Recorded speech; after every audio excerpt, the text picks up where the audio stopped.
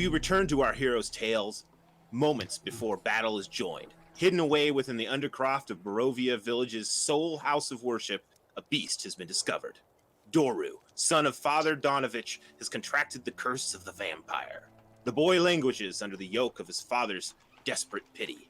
Alas, our heroes would see an end to the boy's torment, or perhaps their own. Will Doru find his final release? Will Father Donavich see the error in his ways? Or will our heroes become the duo's next victims? We'll find out now.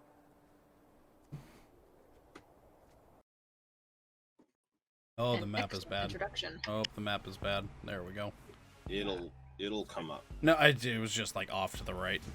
All right. We start the encounter with Klug. Excellent.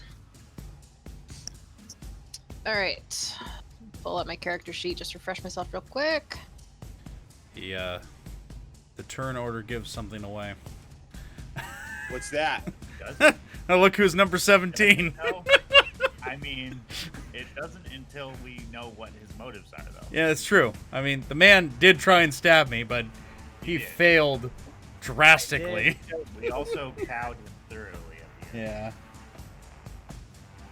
We'll see. All right. So I have my still have my silver sword and crossbow equipped. How far is the crossbow's range? I'm not for sure. That would be it would be in its stat line in the Try to look that up. wherever you get your stat lines from. 5e tools. Is it a crossbow, a hand crossbow, It's a hand hand crossbow. 31. yeah, 3120. So 30 feet without disadvantage, up to 120 with disadvantage. Impressive. All right. I like this music. And each square was 5 feet. Yeah. I swear I You never can- remembered from last session. you Oh, can actually- great, the ruler, the ruler. Ruler. All right. Well, from where I am, I will take a shot. Okay, wonderful. Let me just take a look at your visibility real quick. All right, it'll be at disadvantage for the dim lighting, and you do have line of sight, however, so go for it. Didn't I throw a couple of torches out there? He did. You You did, did. but they don't go that far out. They are out. They are out and down. I'll have to throw some more. They only give you how much? How much do they give you? 2040, I think, or something like that. Ooh. It's 30. Well, that's a good shot. 16, 30, yeah. So if there's 23, not a torch, 22. within 30, then 23, 22. Okay, yeah, awesome. Okay, let me get this character sheet open real quick. 22 hits for sure, absolutely. Go ahead and roll damage. All right, and that is I'm so sorry about this. 1d6 plus 2 piercing. Just click hit- on the word hand crossbow Yep, there. hit in hand those- crossbow. Oh, right. Thanks. There you go.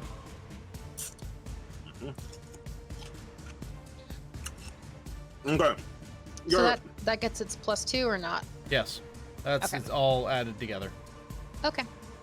Yeah, if you hover and- over the number itself, you can see the breakdown. You rolled a 4 and got plus 2 to 6. Mm-hmm. Got it. All right, the your crossbow bolt lands, hitting Doro in the shoulder. He doesn't even seem to notice as he's springing forward. His full charge. Mm-hmm. Anything else? All right. I'm just reading my options for curses or cantrips. I do believe you have some bonus action stuff you can do. I do.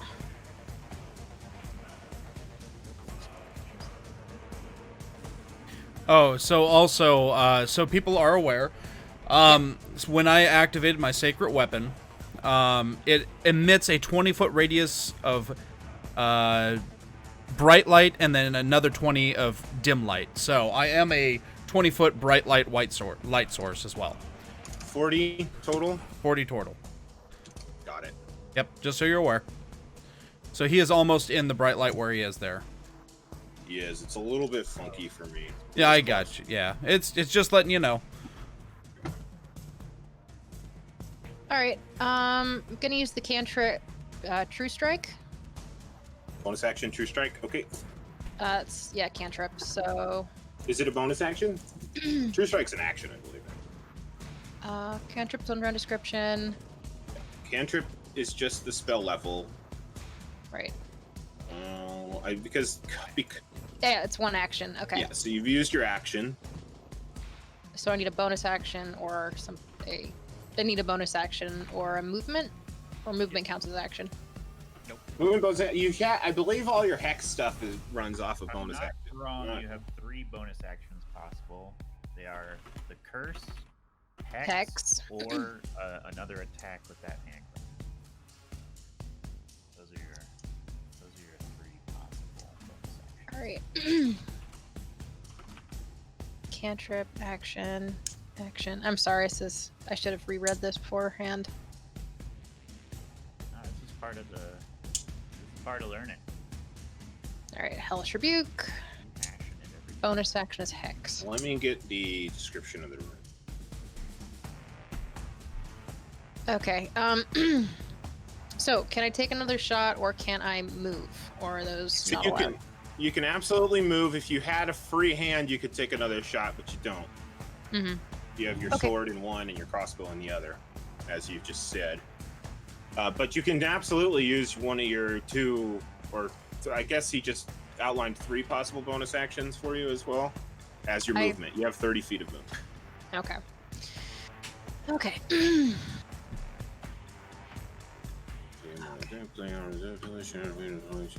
And it is an action to change weapons, correct?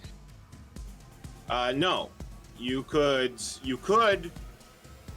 drop your sword on the ground, Mhm. and that would free you up to fire again. Isn't there a handy little handout we had? I can't remember where it is. No, I'm just thinking. Okay. All right. I got a plan. I'll take. All right. So I'm going to. Okay. Quick question. How high up am I on the stairs? How big of a drop is that? So it's 10 feet to the ceiling of the undercroft that you're in. Mhm. So you're 10 feet higher than Sir Davish currently. You're basically at the top of the stairs, Okay. and then there's a little bit of a little bit of a ladder there, I guess. All right. I'm. Good. Pardon me. So you're I'm just fine. gonna hop Take your down, time. We're all rusty. Take your time. Yep. and this thing didn't take any damage from or get hit by the bolt at all, The bolt's in its shoulder. but doesn't seem to care. Doesn't seem to care. Okay. I'm gonna hop down and advance towards it as far as I can. Xavier? How does your name keep changing, Xavier? It's always been Xavier. It's been Xavier for me. Mm-hmm. Xavier for me too. For some reasons, mine is my last name. I keep changing it. I think it's because you guys are using the mod and overriding my ability to change your characters.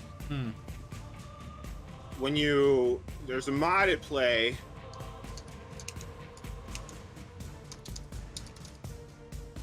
And can you see Xavier's name now? What does it say? Xavier. Xavier. Xavier. Okay, yeah, it's not working. It's not allowing me to change your guys' tokens anymore. We'll live. Yeah, bummer.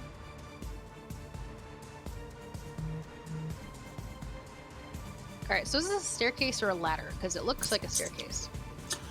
So I'm just gonna say, because of the way it's set up, it's a staircase with a short ladder that goes up to the hatch. So you're Got at the top of a 10-foot staircase, and then there's so maybe the ceiling is 13 feet tall or something. I don't know. I'm sorry. No. It's fine. I'm just asking because I can't tell Yeah. where I can go within the 30 feet bound. You can move anywhere. Okay. You can move anywhere in the room within 30 feet of where you are, and Xavier should be here. No, not there. Let's see. Yeah, I've changed your guys' I've changed your tokens like 3 or 4 times now, and it just keeps setting back to whatever it was originally. I'm not for sure why. But currently, Xavier's name is supposed to be Xavier, the second most handsome, but it keeps. All right. I'll pop over here. Brutal. All right, go ahead and make your moves. No problem. You have up to 30 feet. Okay. I did. Did you not see it? No, I got you. Okay. I got you. And I'm gonna spend the rest of my time trying to catch myself back up because I did not remember as much as I Oh, thought. you moved very close. All right. I'm All right. pleased. I'm feeling lucky. All right. At the end of your turn, Good luck. Doru's going to use one of his legendary actions to move. And he's just going to charge at like lightning speed. He's a blur as he jumps up the pillar onto the ceiling and charges across, lunging down at you and entering into combat with you, Simo. All right. Or I Klug, will sorry. use Hellish Rebuke You'll use that after the attack if it after the hits. attack. Okay. If it hits, yes. All right, let me just see here real quick. Run one of these. And if you use my last name, I'll just like quietly hate you. Well, it's what you're fucking called, unfortunately. I know, and I I know. apparently can't do anything about That it. was my fault. So I'm just giving you a hard my time. brain bandwidth. Maybe if you change with the mod, maybe if you use the mod to change it, it will actually update. I'm not for sure. I don't know. We may have to rip the thing out now that everybody's characters are set up. I don't know. Small potatoes. Yeah. Okay. All right. So he lunges down on top of you. He successfully hits you, but instead of applying damage, he's going to grapple you. Okay. So it was an successful attack. Do you have to receive damage, or can you Hellish Rebuke off of a successful attack? Hellish Rebuke. One reaction which you take in response to being damaged by a creature within 60 feet of you that you can see. Okay. All right. Instantaneous. Yeah, wonderful. All right. So with you in Doru's grasp, your neck, the vein coming up your neck, pulsing, his eyes intently staring at it, his fangs are bared, and he attempts to bite. He'll have advantage on this because you're grappled. Okay. What's your AC? I'm sorry, it is not that high. That is going to be a hit. As you all watch in horror, Doru sinks his teeth into Klug's neck, and she takes a total of 13 damage, 7 of which is piercing, 5 of which is necrotic, and he's gonna heal. And let me just see here. To that amount, the target's hit point maximum is reduced by an amount equal to the necrotic damage. So your hit point maximum is currently 5 less than its total. I want you to get a little piece of scrap paper to take this as a note, if you don't mind. Yeah, I admit Okay. I'm a bit over my head here, and I Yeah, can yeah, already yeah, yeah. hear Sir Davish groaning inwardly. No. He's upset because he had a action ready to attack the beast, and you just got out in front of it. I believe that was what the groan was, but that's okay. That's what's fun about D&D. It would have been far too easy if you would have ran straight into Sir Davish, I imagine. So it's probably good this happens. It's dramatic and Klug it's is fun. all for glory. Yes, of course, Klug. Okay, So let's go over this again. Yeah, so it'll be 13 total damage, Mhm. and I want you to just take a note that your hit point maximum is -5 right now. I don't want you to change anything on your character sheet because it's far too easy to forget. So, and then you would have less. You'd be just the same reason why I didn't have people do a plus whatever for. +5. Yeah, certain folks do have +5. Now you have -5 to your maximum. 13, you are still alive, obviously. So you'll be at 13, and your max will now be for until otherwise told 21. Okay. Okay. Okay, but Doru isn't done yet. He's gonna take another drag out of that neck of yours as he whips his head back. Blood spattering across the room as it fucking spurts forth from the arterial vein that he just bit through. He brings his fangs back down to bear against you. This time, however, oof, he just meets, gets it. All right, so you're gonna take another 8 piercing and 3 necrotic for 11 total, and of course your max HP is now at a total of -8.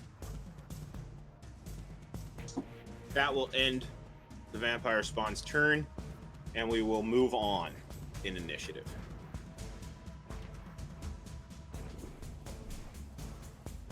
Alkir, you're watching on in horror as this creature with preternatural speed skitters across the ceiling of this dark, dank chamber and plunges on top of your friend Klug. She is looking weak.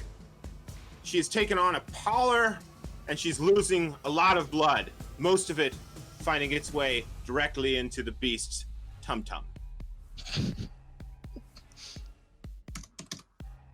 Uh-oh. Cancel, cancel, cancel. Okay. All right, I saw some typing. Are we going to talk, or did you want to... I can't hear anything coming out of Alkir. Oh, okay. Ouch. Ouch. I didn't need eardrums anyway. Mike, a little bit of a mic mishap. We're good. We're good. It looks like he has moved. He has moved to achieve line of sight. Almost. That was really quiet, but we almost heard you. Testing. There you There you go. are. There There you you are. are. Hey. I sweep myself to my right, granting line of sight, exactly as you presume, and I'm definitely going to hurl a fireball at that monster. Okay, wonderful. Firebolt. Now, I'm just going to turn over to my rules encyclopedia for a second here. Is there a firing into melee rule in 5th ed, Emery? Should be. Firing into melee rule? No. Okay, sweet. So if you roll a critical miss, you have the chance to hit your ally. That's the only possible downside of this play. Let's see that roll, brother. The only possible scenario would be if there was a logical reason why your ally would block vision. Yeah. Like it's a very large ally. Right. Like cover. Yeah, there's no cover involved here. There's bright light. We have an open shot. The two of them are struggling. Although feebly. Master of the flame. There's no way this could possibly go wrong. Comes the whistling whirl of fire. Oof. Didn't critically fail. That's good. Long ways from a critical fail. All right. Unfortunately, you, perhaps out of caution for not wanting to hit your ally, your aim is just a little bit too high, and Doru squirms at the last moment, your bolt passing over its head, firing its way into the earthworks. Oof. What did you say? It sounded like you had an exclamation I there. said, damned my empathy. I said perhaps. It doesn't have to be. Anything else out of you, Alkir? Oh, that'll do it. Okay. All right. All right. So you hear the creaking of boards from above you and a muffled argument.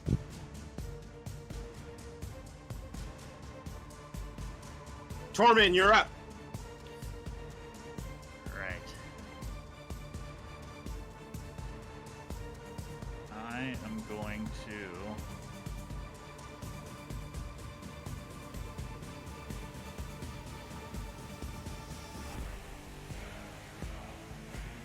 Yeah. Alright. I'm gonna run forward a few steps in this direction. Okay. And come kind of around this pillar. This. Okay. And that is my 25, I think. Okay. 25, yes it is. And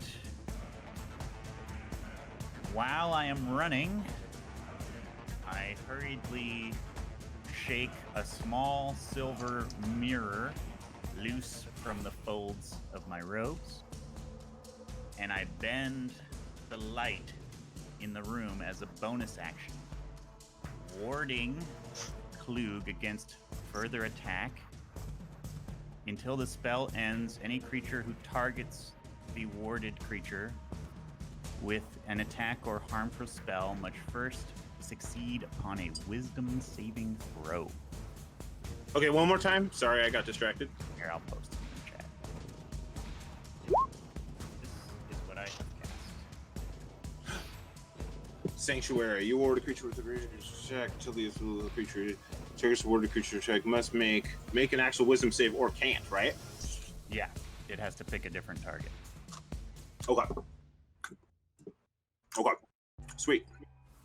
And is there a saving throw, or is this just straight up? Saving throw. Saving throw wisdom. comes later. Saving throw comes later.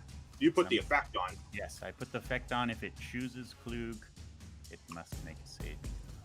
Bonus action duration 1 minute, no concentration. That's fun. Yeah. It Good. ends as soon as it's used up, though. So once it's Okay. done its useful thing, it ends. All right. And then I'm going to swing my hammer into the creature's back. And Okay. hopefully hit it and make it change targets. Oh god, this kiwi is Are delicious. we using flanking? Bam! I got an 18. Nice. 18 hits. A Damage, please. whistling blow of 10! Woo! 10. What kind of damage? Bludgeon. Okay, awesome. Yeah, you hit the creature on the back, clearly getting its attention as its fangs come hurtling out of Klug's neck. Though this strike does not appear to be particularly effective, you have gotten the creature's attention. It drops Klug and turns to face you. That's a great hit. That was an amazing stoic ass fucking piece of work there. Do you have anything else, man, or are we moving on? We are moving on. All right, Xavier, the second most handsome. What would you like to do with your turn? Third most once he sees my transformation. I will hurt you. Sure. Okay, so Xavier watches as this vampiric creature drops Klug and sings a small melody giving Klug bardic inspiration. Oh, fuck yeah. Is that bonus action? It's actually All right, you still got an action and movement. okay, and hearing the commotion upstairs causes Xavier to make his way back towards the entrance of the basement. Okay, yeah. Are you going to head back up? I head back up. All right. Excellent. I'll move you. Oh, let go there, buddy. There you are. All right. You pop your head up to see the back of Ismark Koliana. He has his two hands up as if to like stave off something that's just outside of the room and outside of your vision. But you can hear the frantic voice of Donavich, Father Donavich, saying, "Out of my way, Burgomaster! I will kill her! I will!"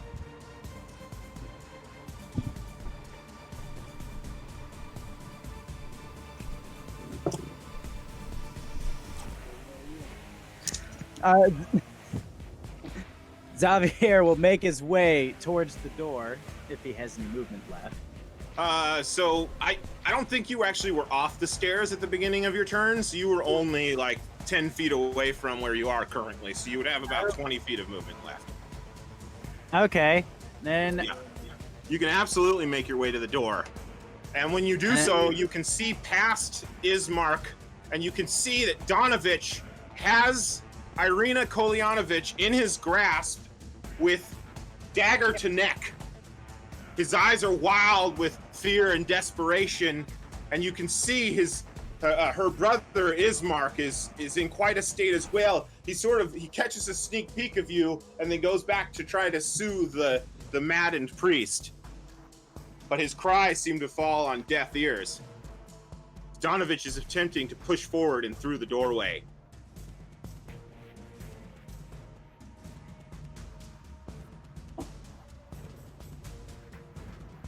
What would you like to do?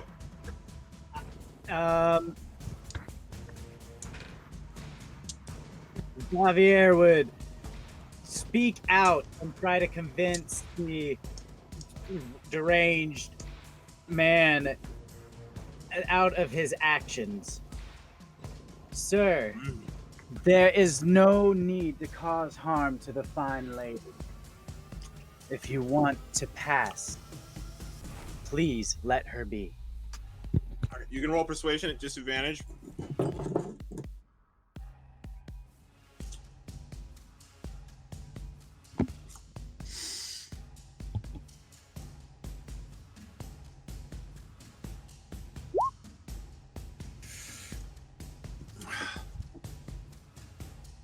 He says, "Out of my way, you fools, or the woman dies! I will not have you in my son's life this day." He's got tears streaming down his face. He seems unaffected by your plea. And that'll be your action, sir. You have a little bit of movement left. Do you want to do anything else, or would you like to pass your turn? I will pass my turn for now. Okay, Dados. Alrighty. And you can hear this argument coming from your position.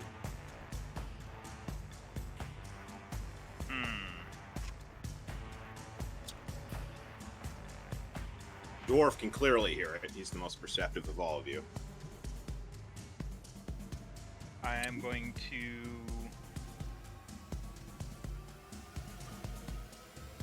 hop down off of the stairwell and pull a sliver of glass out of my pouch. Slowly run it through the tip of my finger and point at Tormund.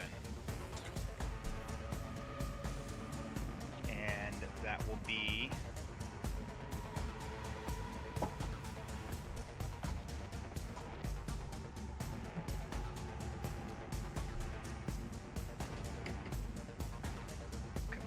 that will be casting Cloud of Daggers. Oof. Where are you putting it? On Tormund. Okay. So fill the air with spinning daggers in a cube 5 feet on each side, centered on a point.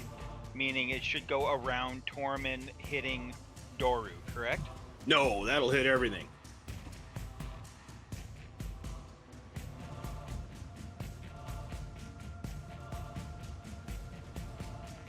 I think.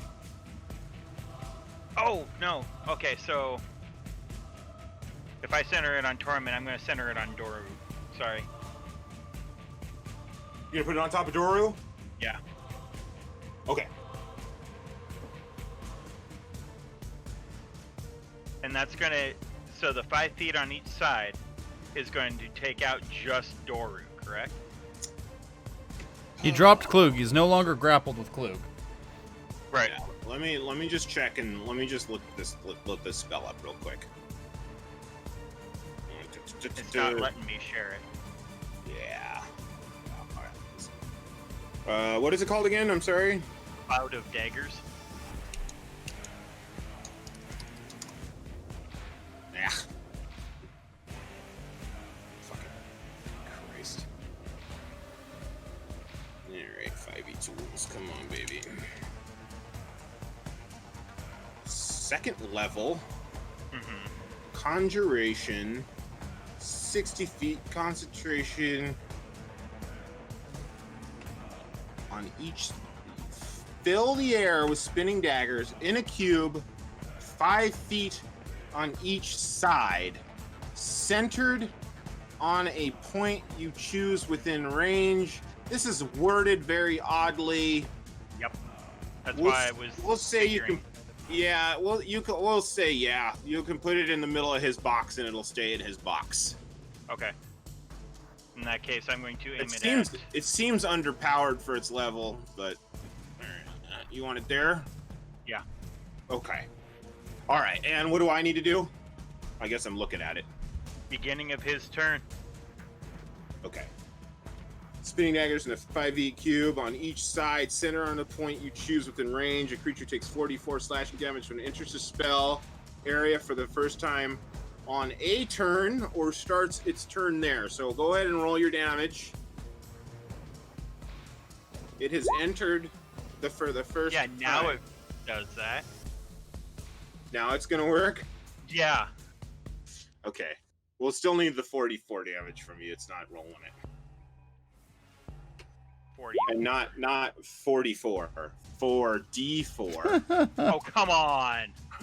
38 damage. Chicken. Slashing damage in a cube. I'm just going to assume it's magical because it's a spell. Yeah. Okay. All right. Yeah. He doesn't like that one bit. Snarls starts batting at the daggers, swirling all around it in a dervish of death, and you can see wounds start to open up on and about him. Okay. All right. Well, And then I'm going to use my bonus action Mm-hmm. to just over the shoulder of Sir Bestake. You are a holy knight, be it for death or for some other god. You have to do this. And I'm going to give him Bardic Inspiration. Oh, wonderful. All right. Well, that's fucking awesome. Is that the end of your turn? That is me moving over here, running like a person that knows what he's doing. All right, awesome. Okay, That's all right. So at the end of your turn, Duru is going to use his remaining legendary action. He's flailing around. His eyes have gone wild. He looks drunk with blood, and he's just swatting at these daggers. And then he jumps up on the pillar and skitters across the room in retreat.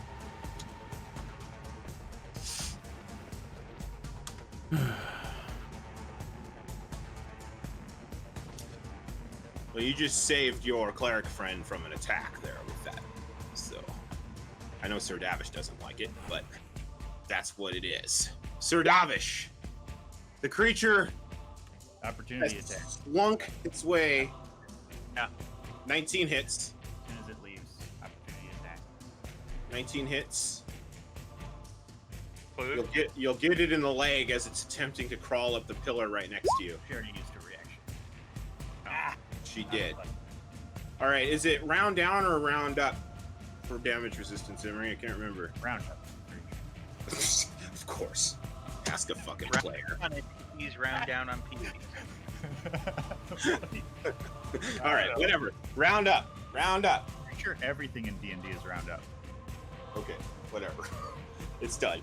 Yeah, you smash your hammer into the heel of Doru as he's scrambling up the pillar right next to you. He doesn't even seem to notice as he retreats wildly across the room. The chain, however, has wrapped itself around the pillar right in front of you and is now pulled taut as Doru finds himself in the back corner, clinging to the ceiling. His eyes mad with bloodlust, surveying the room in a twitchy fashion. Sir Davish, it's your turn. All right. Well, as you tell me it's my job to do it, I'll turn to you and I'll say, I understand that, and then I'll reveal my pure white metal sword that was the shattered hilt I had in my hand a moment ago. And I'll start striding forward. While I'm striding forward. What's that? You get abreast of me while you're striding forward. Yeah, I will. So I don't want to go into this, apparently, right? No, I would recommend not. That'd be bad. I'm bad, okay? So I can get 20 feet here. Yeah, I don't get to get to him, but that's okay. When you get to me, I'm gonna say, "It has made a fatal mistake. Form a line." And I'll go, what do you mean, dwarf? I've got a plan for this creature. I go. Let it cower in the corner. It will take the wrath of Talos. I'll go. Fair enough. I will cast. Hey! I'll cast Sanctuary on Tormund. Okay. Because hey, now he's gonna probably have to come at me. And then I will with my holy magical weapon, I will ready an action. I'll ready an attack for whenever this creature decides to target the tank. Mm-hmm. And I will pass turn. Okay. I'll also say, Klug, fall back. So I'm just gonna advise you. Uh-huh. I want to advise you to make your trigger if the creature comes within melee range. I will make my trigger if a creature comes within melee range.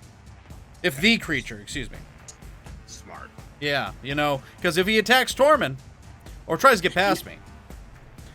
He would have. Yeah, I Yeah. would have had to fucking bust your balls, and nobody would have been happy about that. So. Thank you. Let's fix that now. Thank you. Alrighty, Klug, we're starting the new initiative. All right, all right, Klug, all right. You're up. I just want to clarify, Hellish Rebuke. Did I have to cast that before I ended up in that situation as a cantrip, or was that just a reaction I could? Oh, when you recall? took your damage, you never did cast, did you? I tried to when I was grappled, but we kind of proceeded after that. I did As take soon damage. as you took damage, you could have cast it. Go Okay. ahead and go ahead and roll it. Go ahead and roll it out, and we'll do it retroactively. It's fine.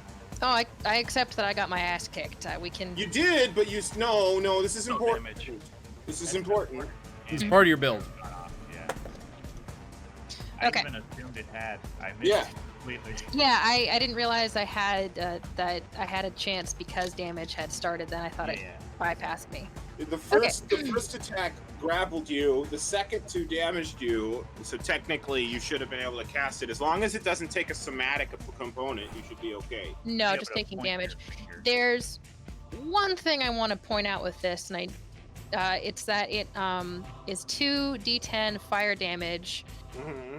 and it is momentary surrounded by hellish flame. So if this thing's Hmm. grappling me, do I even want to do this? Well, yeah. Of course you do. Yeah. It's not gonna hurt you. You're immune to your own magics. Oh, okay, that's good to know. Well, that particular magic, That yes. particular one. Yeah. So 2d10s. 2d10s. Is there any saving throw or anything on that? Point your finger at a creature that damaged you is momentarily surrounded by hellish flames. The creature must make a dexterity saving throw. It takes 2d10 fire damage on a failed save, or half as much damage on a successful one. Okay, so you're gonna get damage either way. Wonderful. Technically, that finger point is some. Oh, Oops, wrong one. That's wrong dice. Ignore Yeah, that. but It's such a simple thing. oh. All right, there we go. 9 total. Okay. All right, I'll do a. I'm gonna allow it. I'm not gonna Get trip. the nat one out of the way. Good job. That was a 20. All right. So I will fail my saving throw and take the full amount of damage. So yeah, he at one point during that situation did burst into flame and was not particularly happy about it. I just sit there with a slightly smoking finger going, woo, before nearly passing out from blood loss. It is your turn though. All right. So, I am in pretty piss poor shape. Yeah, it didn't really work out for you that time. Not really. Not really at all. All right, Oh, so deny. I'm going to retreat because why the hell not? Kind of go back to the staircase where I was. Go to the back. I want more of you, girl. Where are you going? You taste so good. All right, so I will drop the sword and rearm my bow, just so I can have that because this thing's creepy. And for bonus action, I will cast Hex. Hex have a range? Actually, that's a good question. 90 feet. 20. Plenty of feet.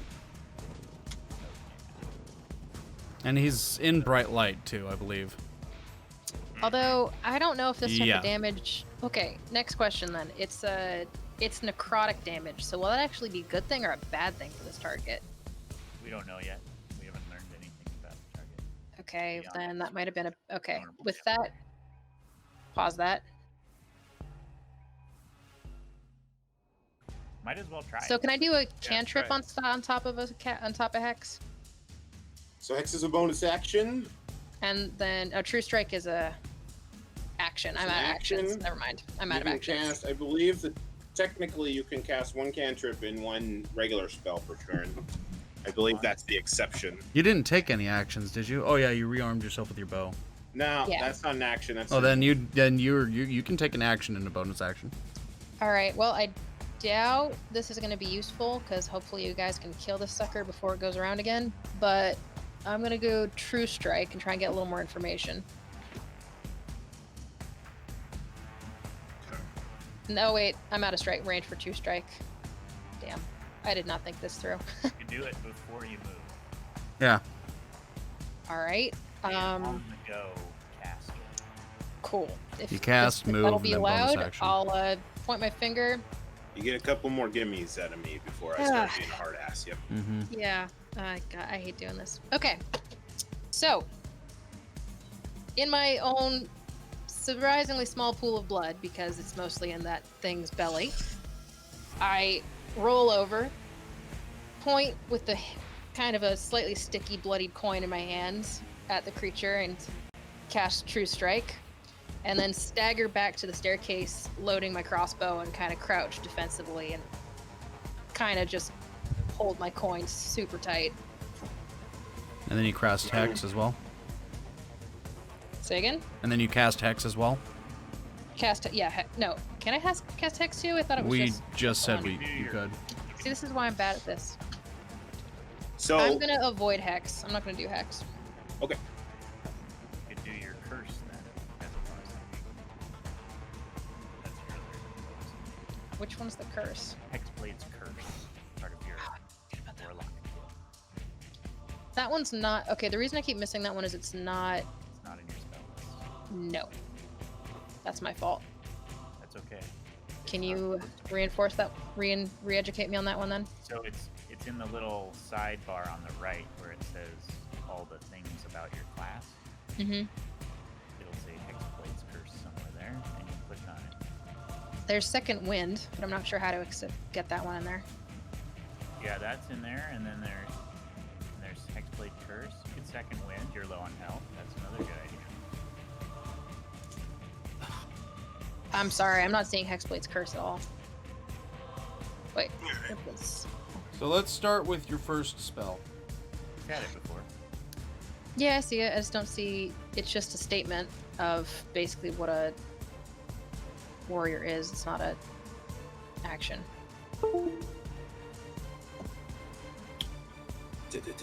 Hexblade's Curse. Starting at first level, you gain the ability to place a baleful curse on someone. As a bonus action, choose one creature that you can see within 30 feet of you. The target is cursed for 1 minute. The curse ends early if the target dies, you die, or you are incapacitated. Until the curse ends, you gain the following benefits.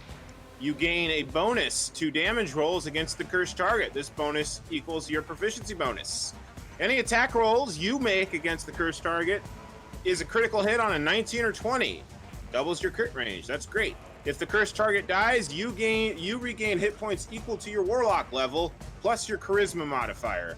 I will copy and paste those effects into chat now. Thank you. Uh-huh. And I will try and find that for the actual form. And you too. will need to have used your run and the gun technique for that one as well, because it only has a range of 30. That's up to your discretion. Of course, I already told you. You get the gimmies. Okay, I will take the gimme for that one then. You could have done it from the spot you got up in. Yeah, but not where I am now. Yeah, you could have cursed him and then ran to the stairs as you did. So we'll say that happened. Absolutely. All right. Well, we'll go with that story. That sounds great to me. All right. Okay, now turn order. All right, it is now the creature's turn. He, from his corner perch, he's clinging like a spider to the ceiling, and he's looking down at you from upside down. Blood dripping across his face, the gore sloughing off and dripping onto the earthen floor below. He looks at you, Tormund. He looks past you. Then he looks at you, Sir Davish, sorry. And then he looks past you, and then his eyes flick to the chain, back to you, to the chain, past you, back to you, to the chain, and then, as if giving up in exasperation, he charges forward, entering into battle with the dwarf, who is the smaller of the two targets. But also into combat melee range with me. Fuck yeah, he's in melee range with you. Hi, bud. How are you? I hope you're doing All well. right, so that will. Would you like to use a reaction? Oh, I Or would any- love to anything use like my that? readied action. Okay. Yes. Yeah, Go Hey, ahead. hey, bud. How we Hey. doing? How Wild-eyed. how we doing? He flings himself off of the ceiling towards Tormund, and in mid-air, in mid-leap, Sir Besteg, Sir Davish, steps forward and lets loose with his longsword, scoring a hit. Okay, cool. So it is a holy weapon, and it is also a magical weapon. And I'm also going to use Divine Smite. So, Oh, yes. here's things. here. Oh, hold on. Cancel that. Here's this damage. 5 there, plus 3 for my charisma modifier, because my holy weapon adds my charisma modifier. So he took 8 off my regular strike. And here's the divine strike, or the divine smite. 8 magical. So 8 magical plus another 7 holy magic. 15 total. 15 total holy magical. Oh yeah, you open him up. Good. You open up his side as he's streaking through the damp, dark air towards your ally. Your fucking blade slashes out and his side opens up, a bit of intestine flopping out. Oof. And Ouch. as my blade strikes true, the wound almost seems to take on an ethereal white as the blade leaves him, and the white just kind of dissipates slowly as he retches in pain. Oh yeah. Yeah, you see it. He grimaces in pain as he comes toppling down on top of Tormund in an attack. Tormund? Yeah. He must do the wisdom saving throw to attack Tormund. Oh, He does. wonderful. He does have to do a wisdom save to attack you. What is the DC on that save? What is the DC on your save? DC on that. Oh, I'm sorry. That's my spell casting, isn't it? It is 13. 13. All right. He lands on top of Tormund.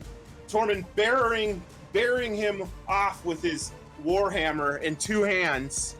And wait, do you wear a shield, Tormund? I have a shield and a warhammer. Okay, all right. So he comes down on top of your shield, and you're bracing yourself for the attack that never comes, as something changes the creature's mind at the last second, and instead he turns to attack you, Sir Davish. Good. Never allow them to attack the healer. Keep the healers in them. Keep the healers safe. I'll bring my shield to bear. He's critting. Okay. Oof. Extra 5 hit points. Save us now. Extra 5. No, we'll see. Save us now. He crits for 13. Okay. Slashing wildly, he attacks again. This time, he gets a hold of you, grappling you. He sees your neck exposed. He lunges in for the bite. You bring your shield up at the last second, and you stave off his fangs as they fucking splinter the wood on the outer barriers of your shield, the outer edges of your shield. Okay. His eyes go wide with surprise as he had clearly thought himself ready for another meal, but instead just finds himself a mouthful of splinters. I'll smile at him. Ouch. It sucks for you, Doru. Alkir, it's your turn. Things seem to be going a little bit better this round. How would you like to use your turn?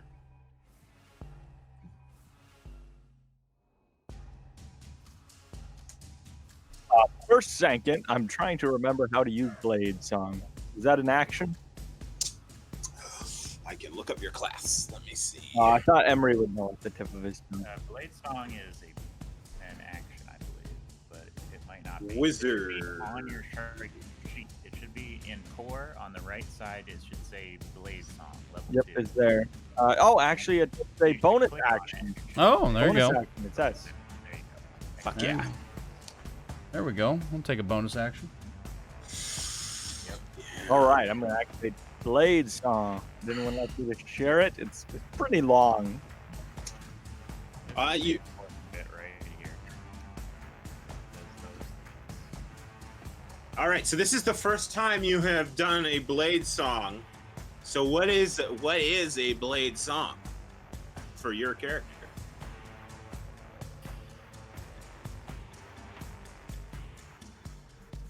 Oh, I don't know. Blade Song for my character. What would that be? He gets a little bit of a hue in his eyes, a greenish hue in his eyes, as he focuses magical energy.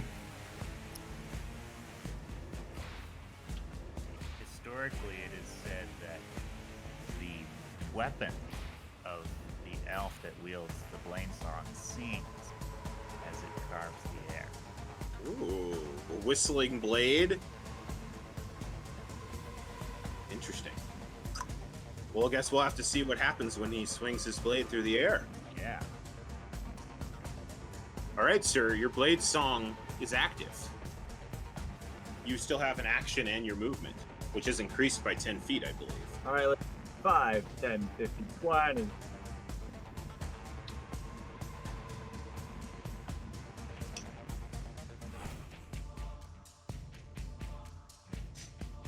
I gotta ask, is that box still in effect? Yeah. Mm-hmm. You have to go around it unless you want to take 44 damage.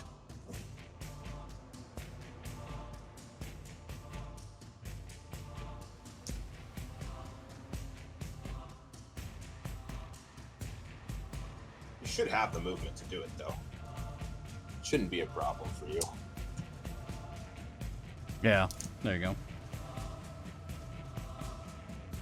Alkir darts around the whirling dervish of flying magical enchanted daggers and into melee alongside his friends Sir Davish and Tormund. Now what?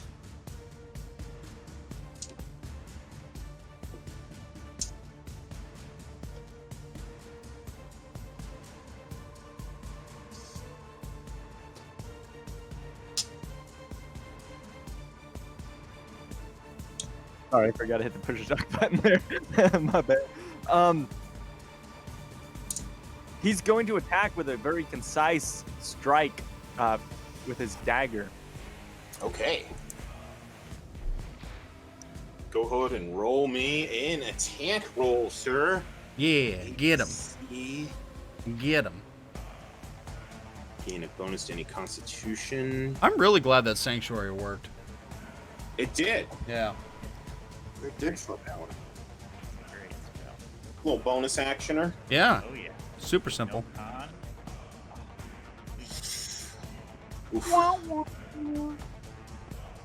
Yeah. At the last moment, you go to plunge your dagger into the back of Doru, and almost with preternatural senses, he senses the blow incoming, lets loose of Sir Davish's shield, and slinks low to the ground onto all fours underneath your blow.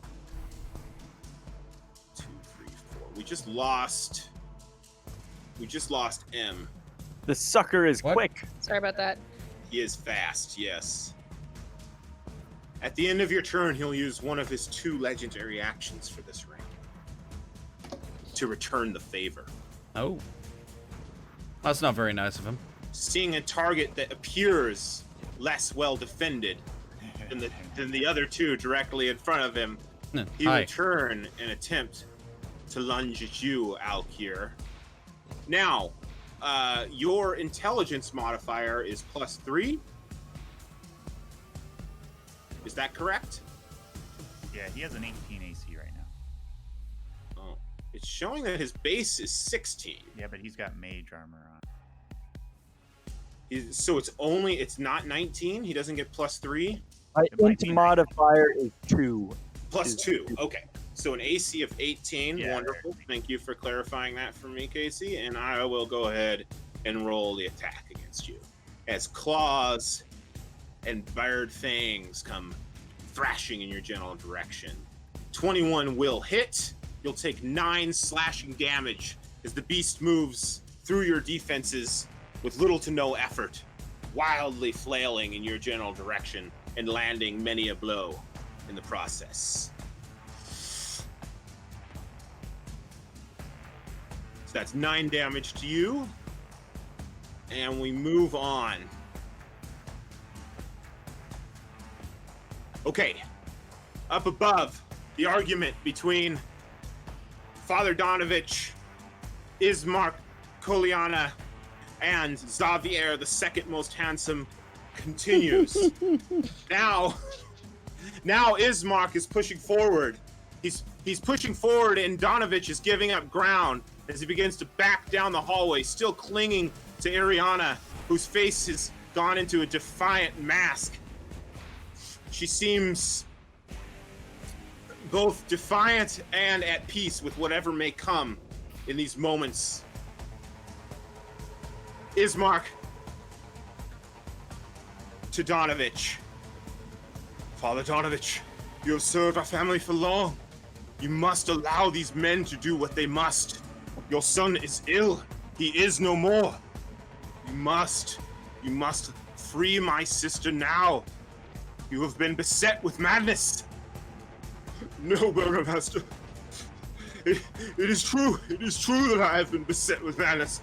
A father's madness. And I will not let her go. You must stop this attack on my son at once. But all the while, they're still backed up into the other room. You can hear this clearly, Tormund, from above. The others, with lower passive perception, would only hear the high notes. However, as the 2, Donavich and Irina, are being backed up by Ismark's commanding approach, something is knocked from the wall. A torch. A fire begins to kindle above. You can see the flickering light growing quickly. The heat from above pressing down like an oven into the earthen chamber below. Tormund, you're up.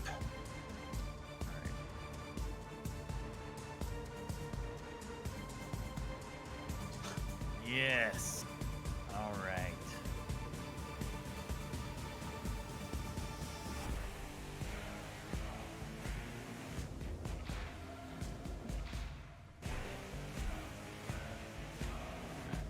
Encouraged by the beast's seeming weakness to the blade of Sir Davish,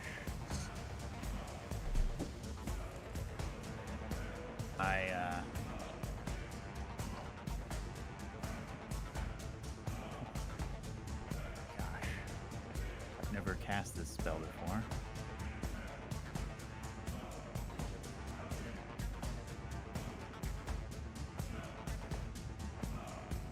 Disregard the damage roll. Disregarding.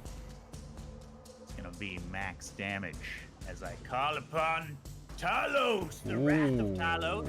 Max damage. I'm gonna target slightly behind the creature, so as to shatter its ears alone. Mm-hmm. Make a Constitution save. I will.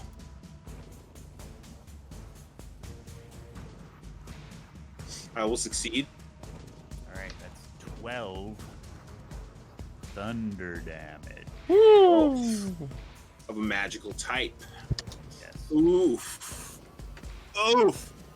The reverberations of the shattering thunderclap right behind the creature send him scurrying forward, just blasting into Alkira for a moment. As Alkira pushes the creature back, you can see just this fucking nasty wound opened up across his back, and where he had torn rags for a tunic, it's just been shredded and eviscerated. His clothing just whipping off of him to reveal the emaciated and half of his guts at this point also hanging out in the front. Ugh. Although he still is wide-eyed and hungry. Anything else from you, sir? That's it. That was my full kit. Says, Doru lets out a scream as he calls out, Father! Father! Why have you forsaken me? And at the end of your turn, he will use he's used one this round. He'll use his second and last legendary action for the round to attempt to escape once more. Oh, that's an opportunity attack. It will be. Times 3. Yes, it will be 3. He climbs up and onto the banister directly to his southwest, leaving your attack range. Fortunately, Sir Davish, you will miss. I'm going to use... Tormund, you're going to use your inspiration? Hell yeah. Okay, go ahead and re-roll your attack roll. That was shit-ass inspiration. Hey, don't forget that you got the... Oh, Bardic Inspiration. That's right. Bardic Inspiration. Thank you. Used on that 14. Okay. 17. So the Bardic Inspiration would work on the 13, because Okay. you've got 5, 13, and 6 as your 3 Oh, that's right. rolls, Yeah. correct? Yep. Right. And it will be enough to secure the hit. Sweet. I think Tormund also went first, right? Tormund did indeed hit. For 3. Yeah. Okay, so this will again be holy damage, All things are rounded down. and I will also Divine Smite. And I get +3 to the 15, so 18 damage. Oh, that's a good hit. That's a solid hit. Yeah, your holy blade pierces the flesh of this vampiric spawn as it makes true its escape. Alkir, you are the final participant in this melee and may also use your reaction to strike out if you so wish.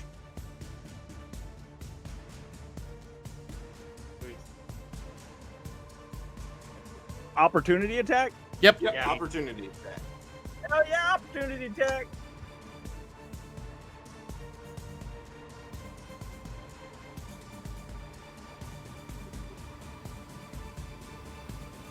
Oh man.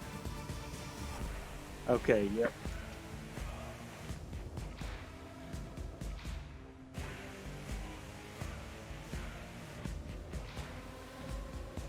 By the way, thank you, Kirk. You're very welcome. Thank you for hitting him. Hell yeah. So at the end of the last turn, I was putting away my dagger and pulling out the whip, and I'm gonna strike him down hard and firm with the whip. Okay.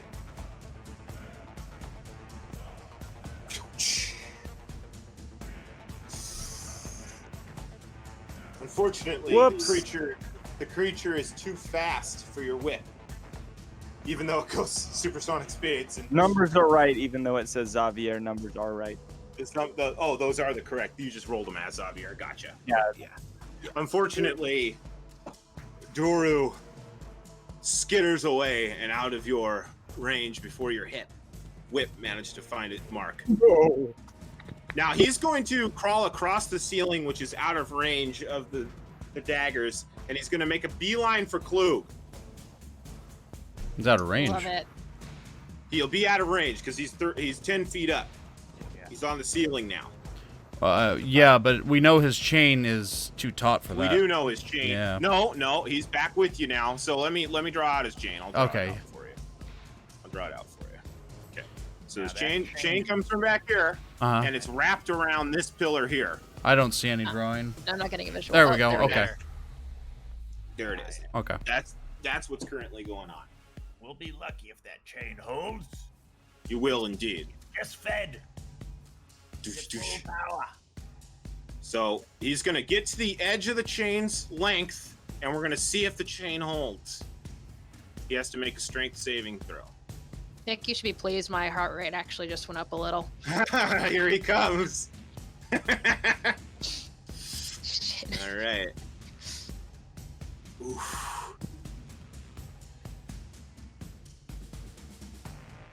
The chain snaps. Oh. It comes taut against the pillar where it has twisted around itself, and the old iron gives way, breaking an explosion of calcified iron bits. Now let me just get the range on his movement from where he was. I'm going to put him back here real quick and see how far he can actually make it. We'll get the chain out of there now. Come on, give me a measurement. All right. There. All right. And that was his legendary action. So we move on to Xavier, the second most handsome. First most handsome.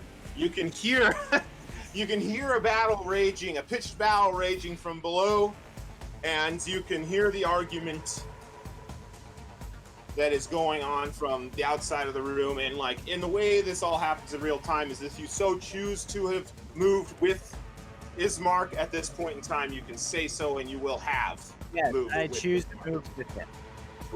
All right, so go ahead and count out your steps, and we'll once you get out there, you're interacting in the scene. We're gonna freeze frame, and I'm gonna just describe how this fire has started in the room because you would have seen it clearly. All right.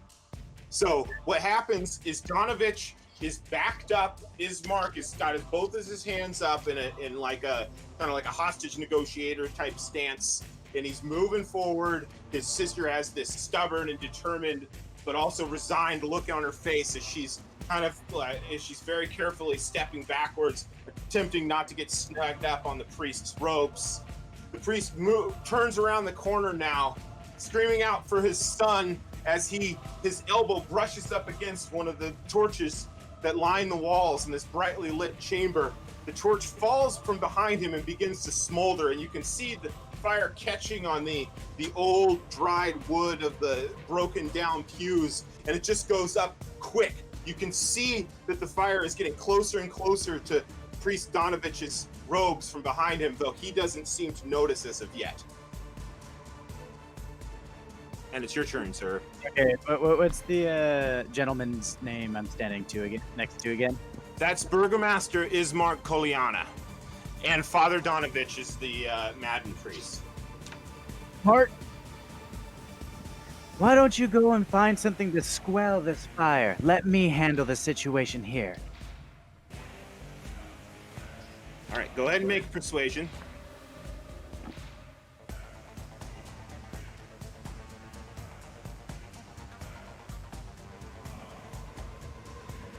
I'm going to do this one as an incidental because I feel like this is an incidental sort of situation.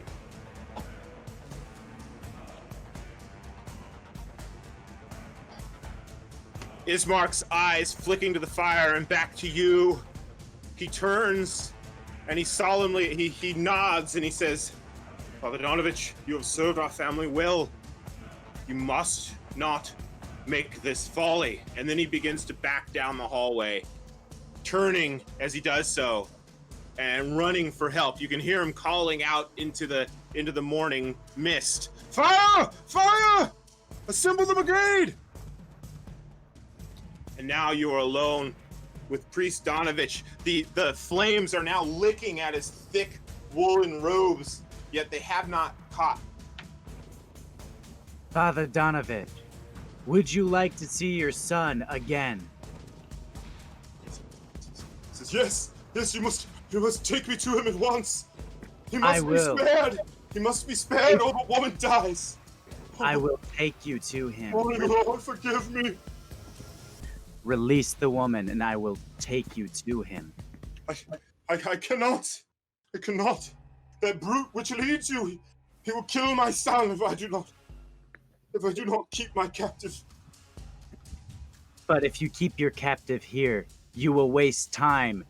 And time is something we do not have with this fire squelling behind you. Now he starts to feel the heat as if only for the first time. He glances over his shoulder for a moment, and in that moment of distraction, Irina elbows him hard in the ribs. The knife is knocked free of his hands momentarily, and she moves forward quickly out of his grasp. I move forward quickly and kick him into the fire. Nice. Okay, go Fucking ahead. yeah. This is a push attack.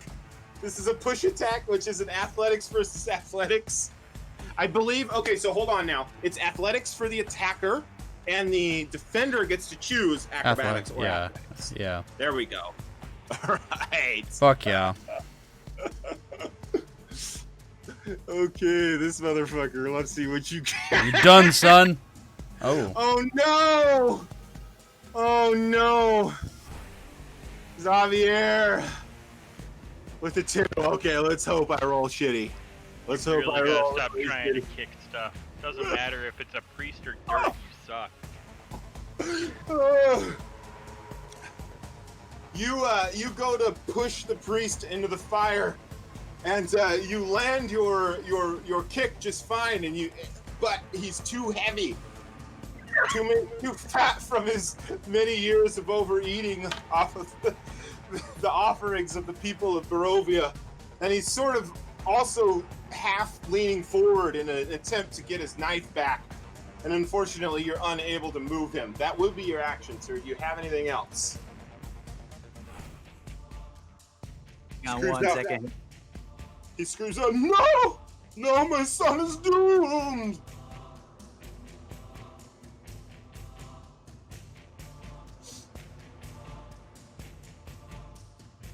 I will then promptly back away from the fire and instruct the female behind me to back away with me.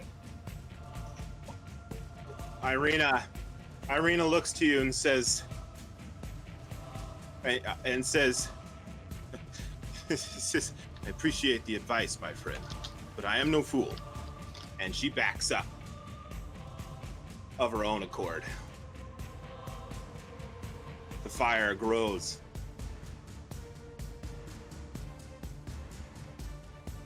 You're all now starting to feel. You're starting to really feel the heat down there. It's probably 105 degrees and climbing quickly. Huh. You can see bits and pieces of the roof above you starting to disintegrate, opening up, and as the old stale air begins to escape the chamber that you're in, it feeds the fire and fans it on. Whoosh! The church is quickly being engulfed in flames above. Are you moving out of there, Xavier? You have a bit more movement. I'm guessing you've used it. I see you're back in the hallway. Okay, wonderful. Turn order goes to Tados now. Alrighty then. Then the floor itself is starting to, or the ceiling rather, is starting to come down. Yeah, Or is it just I'll place a fire token here, where you all can see fire blazing above now. Bits and pieces of the ceiling starting to fall in on you. Oh, that's not good. Mm-mm. All right. So did we say that you can do a cantrip and a spell so long as it's bonus action, or That is the cantrip? rule. Okay. So first things first. I'm going to take a glance at Doru and tell him, there's a reason your father's not here. He doesn't want to be with you. No one does. I'm going to use Vicious Mockery on him. Okay. As a DC 13 Wisdom, I believe. Hold on. Is that an action? cantrip? That is an action, yes. Sweet. Awesome. I was going to allow it either way just because I had made the ruling and then I saw the additional ruling, but yeah, cool. So Wisdom save, DC 13. Okay. Wisdom saving throw, DC 13. Got it. I succeed. Okay. So it was just me ducking at that, and then He's wounded and wild-eyed and doesn't seem to hear your words. I'm going to look at Klug as I run by and start to hymn and whisper a song of a healing word into her ear. Ooh. So 1, 2, so that's 15 movement. And healing word is D4 plus mod.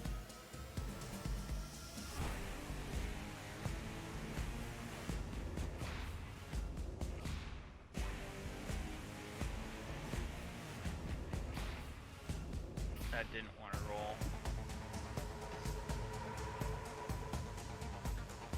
Spellcast mod is 3.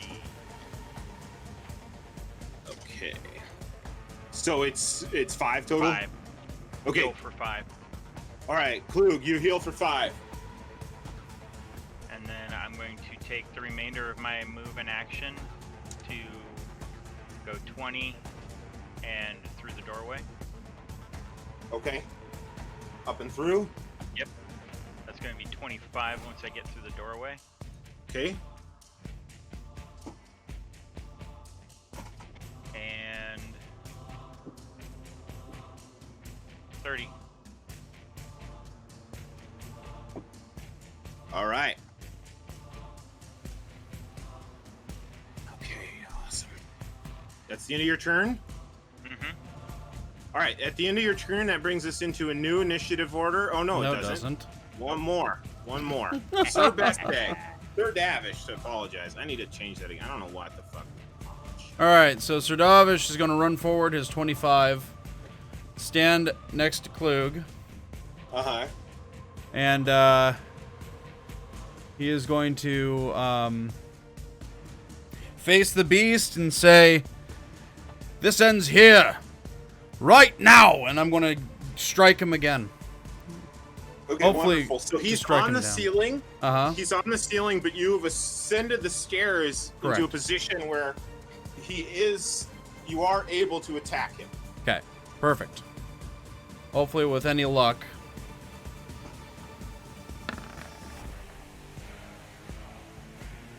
Versus AC. 14 versus AC is a miss.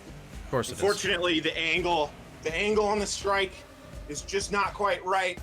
And Doru skitters out of the way, climbing across the ceiling like a spider. Anything else for you, sir? Nope. Klug, you're up. All right. I am definitely the worse for wear and way paler than is fashionable at this point. That's true. But I did cast True Strike. Mm-hmm. And what did I learn? So True Strike gives you Brief advantage. insight into your target's defenses and advantage on your next attack roll. Okay, insight into your target's defenses. All right, well, I can do that. I can absolutely do that. Most useless spell in the game. All All right, so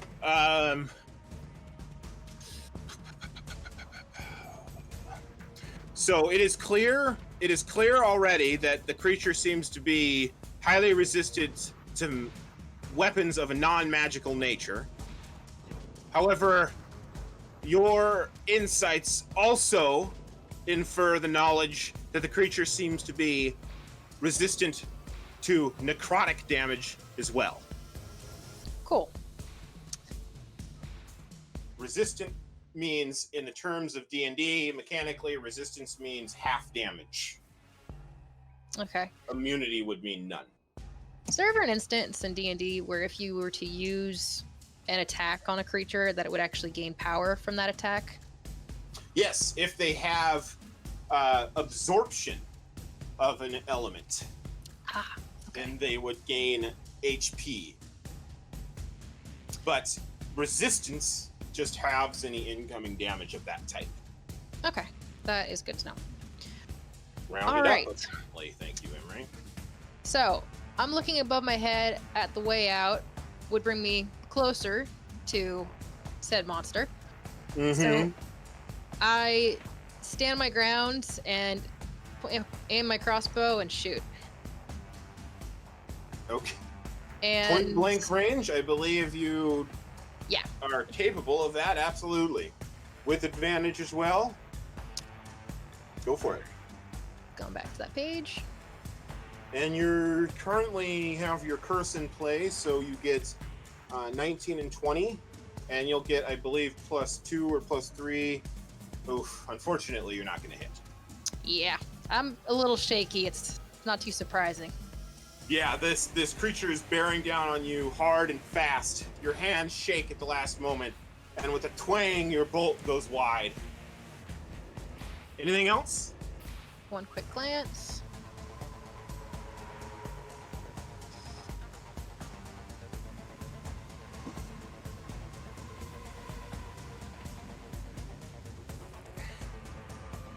I will cast. Actually, yeah, that'll be it. Doro screams out, "Father, why have you forsaken me?" And then he lunges forward across the ceiling, making his way through the trapdoor. Opportunity attack. For sure. Dang. For sure. Both of you will get him if you have a melee weapon to attack with. Do we get advantage at all? Nope. Of course. Yeah, are you talking? Am I included on that? Because I do have a melee weapon. Yeah, if you have a melee weapon, you can attack. That's the silver sword. Mm-hmm. Blast him! Sorry, I'm just looking at something here. Alright, I don't see the silver sword in my index, so I'm just gonna... I think it's supposed to be a 1d4, not a 1d6. It's a 1d6 weapon is what a short sword is. Or wait, was it a long sword or a short sword? I can't remember. I can only do a short sword because I do one-handed. Okay, I can't remember what the sword was. I think Yeah. it must have been short sword. 16 hits, yes. You can roll your damage. Way, finally. Mm-hmm. And you've got 3 there, plus I believe your hex does an additional. Is it your warlock level? What was it? I wrote it up here. Oh, I wrote it to myself. That's so funny. I was like, I'm gonna write this into Because I chat, can never and remember. then I fucking. Then I wrote it to my. Oh no, it wrote to everybody else. Right? Attack gain roll bonus you damage make to and roll. first target. Proficiency bonus, so +2. Warlock level +2. plus your charisma modifier. That's X we're talking about. +2. I know it's confusing. Yeah. You gave her like the most tuned character in the fucking game. You turd. This is like giving someone who doesn't know how to drive a stick a Ferrari. Wait, so it's your warlock level plus your charisma modifier. That'd be 3. That's a different curse. It is? It's so confusing. I I understand. am so confused. I know. We'll talk before we play again. Okay, you and me. We'll talk. I did find Hexblade's curse finally Yeah. in there somewhere. Yeah. So. You and me will have a little combo before the next fight, and Yeah. then I'll try to explain the difference of the two, and we'll figure out how to how to set them up in your character so they make sense and shit. And we'll get macros set up for it all. It'll be easy. That'd be a good idea. We just have to do it, and it doesn't help that we took a week off either. That really hurt us here. So don't even stress. You got to hit. You do an extra 2 damage. It's not magical, so your damage goes to 5 and then gets halved. We all know that at this point. I don't need to hide that shit anymore. So it'll be 3. Cool. Which is great.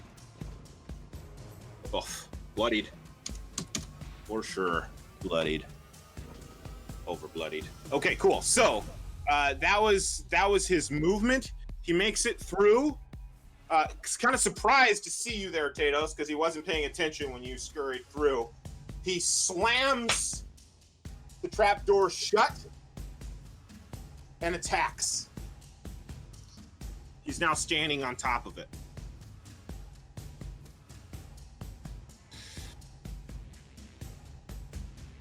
Oof. 10 versus AC. I'm guessing that's going to miss you. Yeah, I think that does. Second. Oh, that's going to be a crit. However, he is not going to apply damage and instead going to grapple you and then bite. 20 versus AC will hit. You're going to take 6 piercing and 9 necrotic. The 9 necrotic is reduced from your max HP. So your HP is reduced by 9. Go ahead and make a note of that in some way that won't permanently fuck your character. I also am going to regain 9 hit points.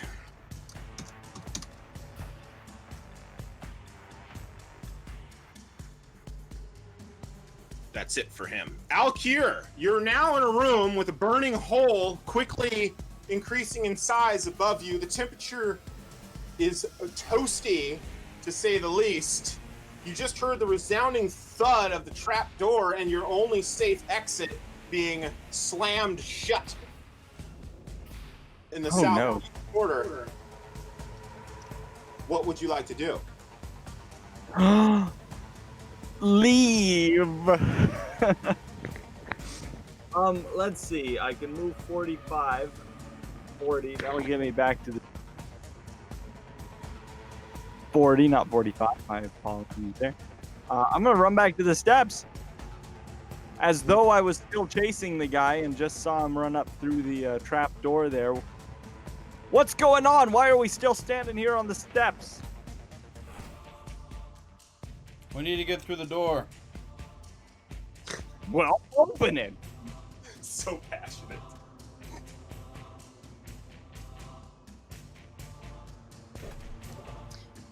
I look up. How far above Are our the head boards? is it? Is there like a ladder to get to the? Yeah, it's just at the top of the stairs. It's just like it's almost like a crawl space. You gotta like duck down, and then there's the door. Oh, okay. Is it made of wood? It's made of wood. Out of the way! I'll blast it open. Okay. All right. Oh, yeah, this is You can awesome. always go for a little more fire. We haven't used inanimate object rules yet. Let me fucking look those bitches. The We're gonna inanimate. animate this inanimate object. We're gonna try to obliterate it. Is what we're gonna try to do. Let me just see. All right, wood. Okay, I've got an AC here. Go ahead and roll your attack roll.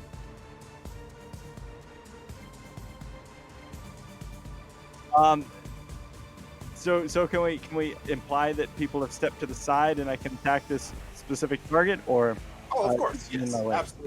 absolutely. Nobody's in your way. Nobody is 5 feet wide, right? Yeah. Yeah, they all duck, and as you say, I'm about to blast this shit. They've seen what you do, I imagine. A few times now, probably a few times before you even started this adventure And blasting together. this shit I shall. All right, go ahead and I'm just going to do an open AC because you're going to know how hard it is to damage wood. Wood's AC is 15. First good roll of the night. Come Come on! on, give it to Oh, no! Oh! No! Ah, that's a critical failure, poor Cloak! Poor Cloak! All right, well, I have awarded you inspiration retroactively I would for do that. your for your I'd take that. nearly sneaking, from very, very narrowly missing the sneak up on the stranger. Last game. So you can choose to allow this critical failure to take effect, or you can re-roll it and with advantage. It's up to you. Well, everyone in the crowd is rooting inspiration. Unfortunately, it falls on deaf ears. Oh shit! He wants to catch. That's so fucking funny. All right, give me damage on Klug. Huh. What dice do I roll? The drama. All right The then. drama. Oh, Klug! God. Take 10 fire damage. Out of the way, you fool! Well, luckily there wasn't a lot of liquid left to burn in me, so fire went quick. Jesus. Oh no. Hey, now, I was assured everyone was out of the way. You were. There's no way my aim was You were, off. man, but there's always that 5% chance. Anytime there's a D20 roll, there's always that 5% chance. Oh my god. He saves his inspiration for another moment, and we move on. Oh my god. At the end of your is that the end of your turn? Oh my god. What the fuck? I'm going to say sorry. Wes. Wes just hit his microphone with his forehead, it sounded like. No, that wasn't me. I don't know who that was. Oh my god. Alright, so at the end of your turn, Alkier, Donavich is going to use one of his two legendary, or Dorio, sorry, is going to use one of his two legendary actions for this round to continue his feast on poor Tados above. Or no. Actually, the bite takes That 2. was a really good firebolt. It hit like a truck. Ooh. Yes, the mechanics are beautiful. The delivery was a failure. Okay. All right. So Tados, somehow, within the iron grasp of this emaciated young man, you're able to fend him off and maintain your neck for the moment. That was a lucky goddamn fucking 2 9s he just rolled there. Jesus Christ. Donavich, seeing the blaze behind him now, his eyes go wide. He scoops up the knife off the ground and he charges forward and attempts to skewer you, Xavier, in a wild attack. Xavier. Javier, sorry, I don't know what's going on. I'm obviously losing my mind tonight. So let's do this. Oh, whoa, actually, hold on. Okay, never mind. He doesn't have anything fun.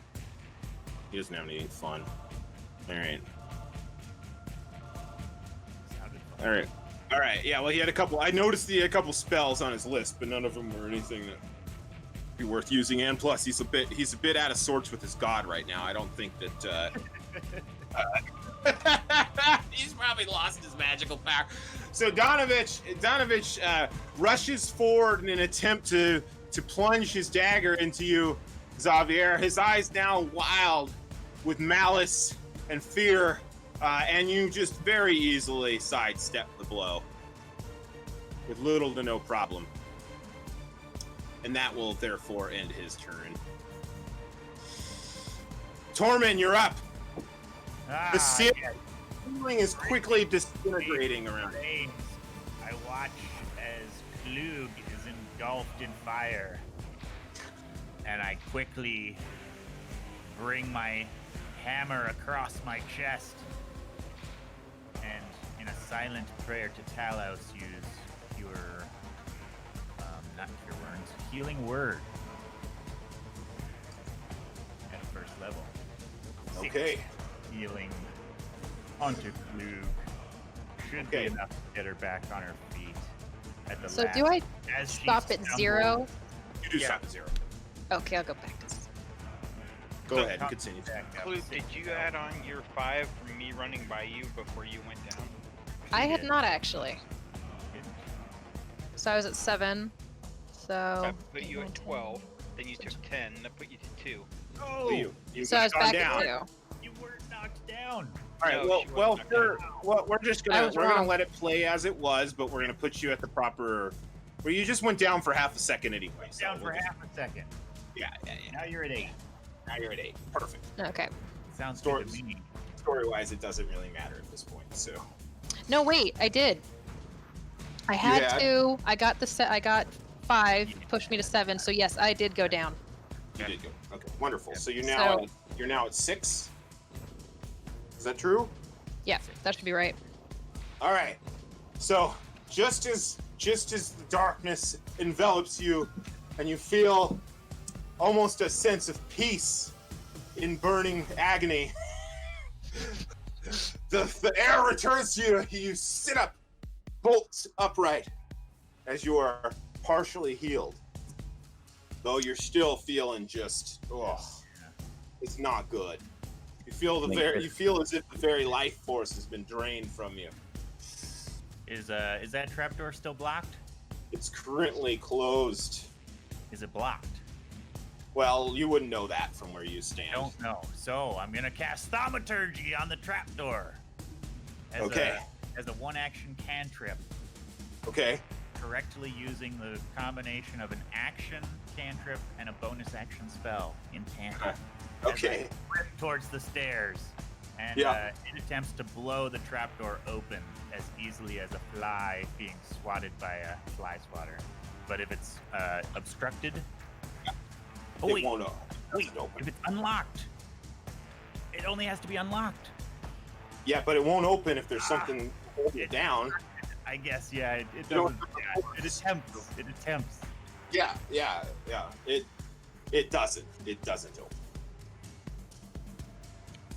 All right. Which alerts you to the fact that there's something on top of it, It or does. that it is hard. One of the two. Okay, at the end of your turn, Doru will do nothing because he's used both of his legendary actions for that fight that he missed. And we'll move on to Xavier, the second most handsome, who very quickly may become the first most handsome again after Tados' death, but we'll see. We'll see. Your wig has been slightly disheveled, by the way. The seam has been pushed up a little bit, and you can see a little bit of horn now. But Xavier, what would you like to do? Javier just pulls his rapier and attacks the man in front of him with no remorse. Fire grows ever brighter. Make your attack roll.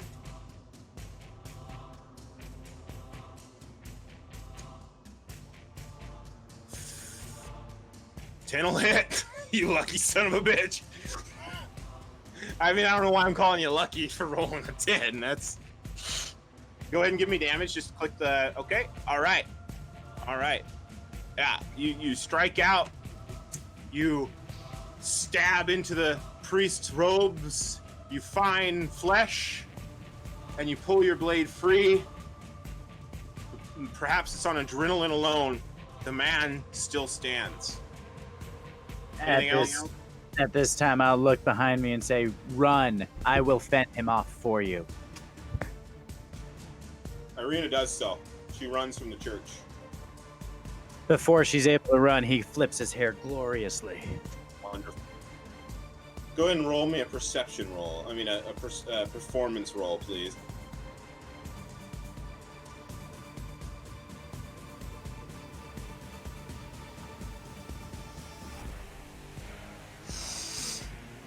Oh yeah, it's a glorious flip. It's a glorious hair flip. It's just beautiful. Although you're starting to get concerned for the health of your hair as this fire gets ever closer and ever hotter. Anything else from you, Xavier? You can hear a struggle in the room that you came out of earlier. I will But use give me- bardic inspiration on myself. Okay, use bardic inspiration on yourself. Tados, it's a DC 13 to break free of the grasp. Let me just see what that requires, if it's an action or whatever. It has special effects. It's not just a regular. Okay, yeah.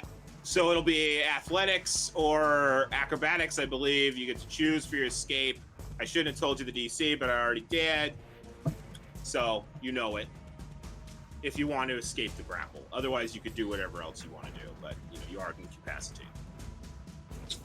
Might not be good to stay that way.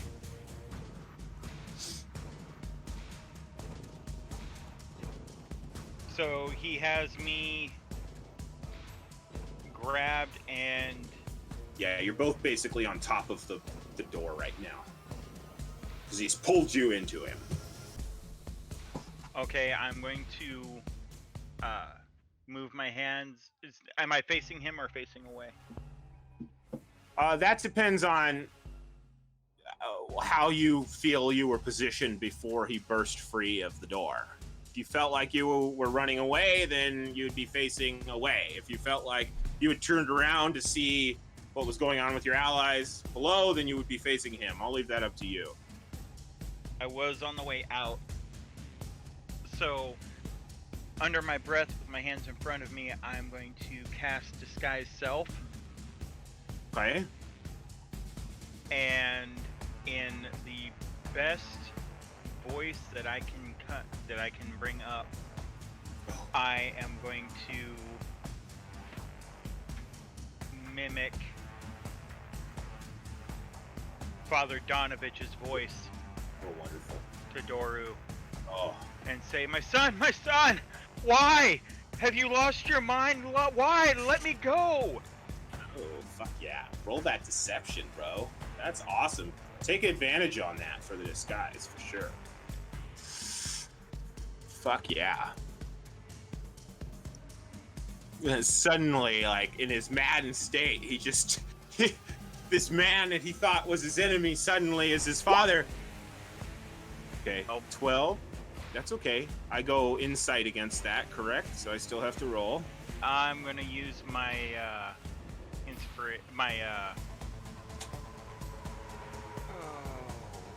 what is it called? Inspiration. Okay. That's a reroll, and you get either the 12 or either of the 2. I'll take the 19. We'll take the 19. Okay, I'm going to do insight against that. You see, like, he's thrashing and he's gnashing and he's trying to get his teeth in you, and you change and you begin to speak, and he hesitates for a moment, and then he looks like he's about to bite, and then he goes, Father? And he lets you go. Kind of scurries back. He's bracing himself against the back of the wall, but he's still standing on top of the trap door, and he's looking at you, confused now. A bit of his intestines still hanging out of the grisly wound carved by Sir Davich's blessed blade. But you are free. My son, let's go, and we must go now. Okay. Do you move? Yeah, I'm going to move. All right, you move out. The heat from the chapel is nearly unbearable as you pass through the door. The crackling flames spitting and spurting behind the now almost silhouetted figures of Xavier and Father Donavich battling to the death. Anything else? Going to move and move and move. Okay, these two aren't actually here anymore. That's fine. They're away. Okay. All right. At the end of Tados' turn, it's Sir Besteg's turn. Sir Dash. I guess I'll go up and try the trapdoor, and I'm guessing that it's still solid. Yeah. Well, it it doesn't feel like it's mechanically secured. It feels like something's on top of it, so it has a little bit of play. Mm-hmm. You could attempt to force it open. Well, while Tados was talking to the vampire, I'm guessing I could have heard it back up past the trapdoor, correct? Well, it's squatting on top of it essentially. is I what's understand happening. that, but he But yes. took a couple steps back, so I would He have took a heard couple that. steps back. So Yeah, you would've what heard I'm him fishing funking on for, it. is an attack roll without disadvantage. You can't have an attack roll without disadvantage. Not even when I hear that he's standing on the trapdoor. You can't see him. Correct. That infers disadvantage. You can strike at the door without disadvantage. If you're trying to pierce through the door and hit Doru, then that would be a roll at disadvantage. But I would allow the attempt because you know where he is.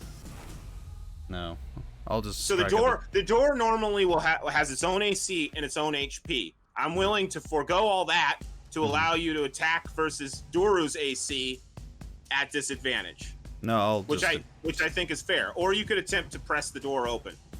Or you could Uh, attempt to destroy the door. I'll just destroy the door. It's fine. You're gonna hack at it? Okay. Go ahead and make your attack roll. Apparently not. Apparently I just suck Oh, today. fuck. Fuck, man. The wood. The wood does not give to your blade, sir. That was an angry mic drop sound, it sounded like. No. All right, we're at top of initiative. It sounds like we need a break. Do we need a break? Little one. We need a little break? I need some water. What's I a can get some water. bio too. break? Yeah, bio break We've and been at this subsequent for replenishment. 2 hours. We've been at this for 2 hours. That's a fair breaking spot. 47, Lovely. 27, And somehow I am not dead. 27. That's the magic of D&D and the action economy, which I have just barely skated through so far. Noted. Yeah. TTFN. Yeah.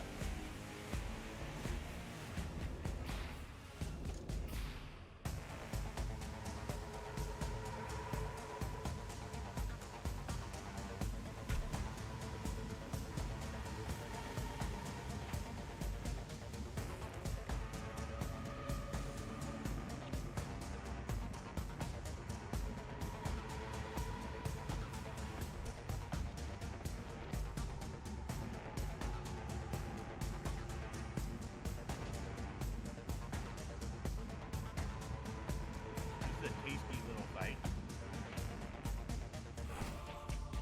Lots of little moving parts. I'm kind of sort of relying on that daylight outside to sit there and really fuck him up. Daylight in 5e only prevents vampires from healing, as far as I know. It doesn't actually fuck them up bad. Well, All right, yeah, I'm back. but when he's outside, Moving water. Now that's how you really. fuck that's them. acid damage to them. But daylight, at least when he's outside, we can keep him from healing and we can clink him out of range.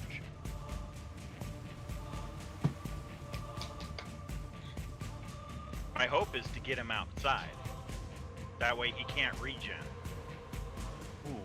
Oh yeah. That might definitely be bad. Daylight for vampires. That's true. It's foggy. It's foggy. Yeah, that's but you know if it goes by SPF, it's still a partial buff. Thank you, Emery. Oh, running water.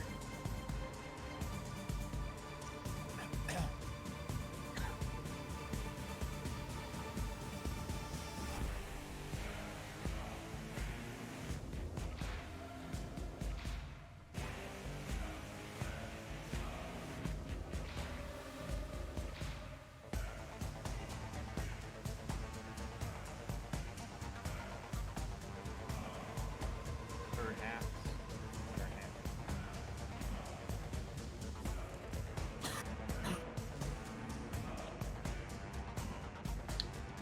I'm in such a mood. I'm gonna try and stab through it into the balls.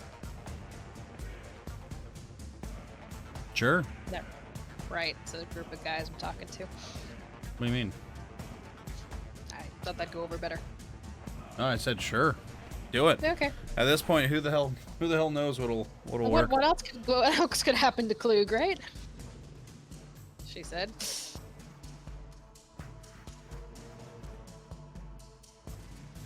This RNGesus is not with me today. It's very annoying. So what now? Jesus treats all equal. I couldn't hit a fucking inanimate object. Yeah, but you got That- 2 divine smites off against the big I guy. did. Yeah. I did. It's just like, On mm.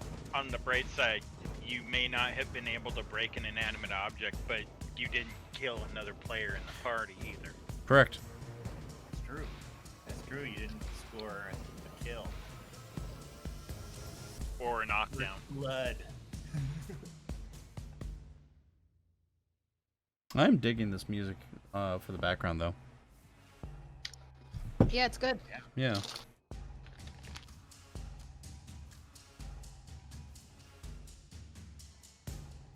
Alright, I'm gonna take my bio break. Back in a bit. Go get your bio on. By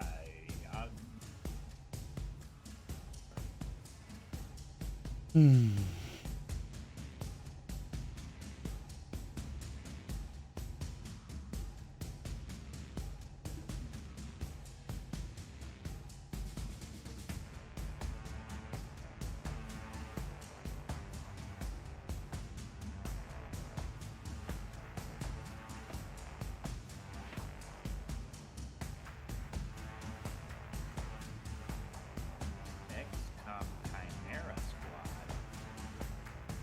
Who's playing that? Nobody, I just saw it. It's a good game. I actually really enjoyed it. You and Yeah.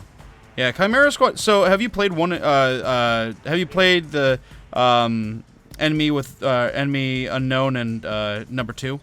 I played the original XCOM on both PC and mobile. Did you play 2? Never played 2. I played like the first mission on the hardest mode like 20 times and then stopped in frustration. I would probably recommend either watching a gameplay of 2 or actually playing 2 before playing Chimera Squad, because it would be very confusing getting into Chimera Squad without knowing what the heck happened in 2. Yeah. So that's my recommendation. Going in blind is probably not the best. They kind of explain it at the beginning, but still there's a lot of like gray area that you'd be like, excuse me? How is this a thing, and why is this a thing, and what are these people? So Easier than the second one. I What's- couldn't even beat the first mission on the second game. the first mission on the second game is pretty hard, It is. but it's something that that's what I would definitely recommend. Either watching a gameplay, watching gameplay, or actually playing the game. That's not entirely true. I got all the way to the last little statue in the square. The last statue in the square.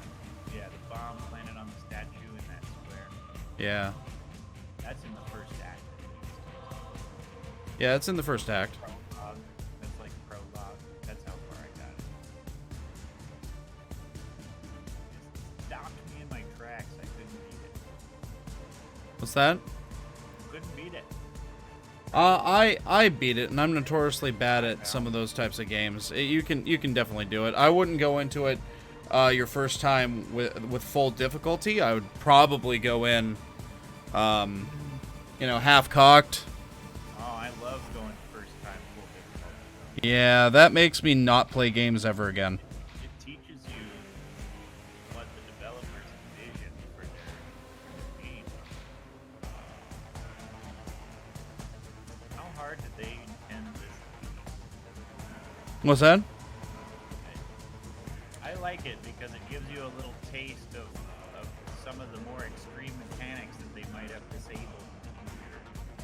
Well, let me just say that me playing it on like the third hardest difficulty, not the super hard, but third hardest, the last mission was near impossible.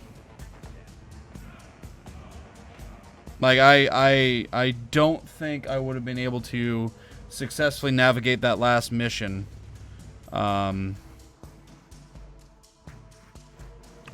Playing on the hardest difficulty without playing the game before.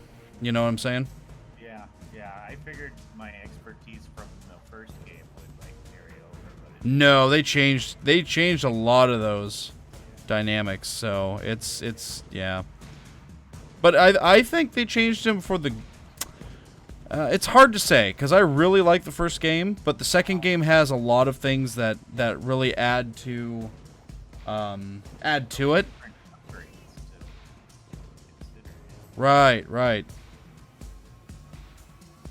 But Chimera Squad I really did enjoy. I enjoyed a lot. I played the whole thing on stream, and I had a. It's a shorter game, right? 'Cause it's Yeah, it is shorter, but don't be mistaken. It is actually pretty difficult.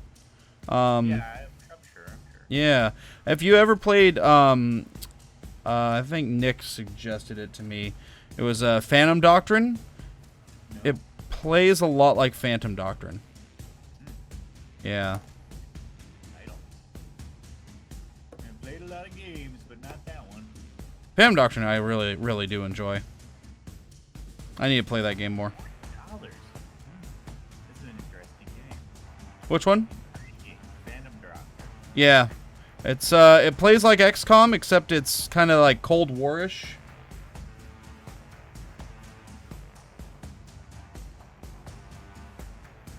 Oh yeah, it's got exact rip-offs and stuff.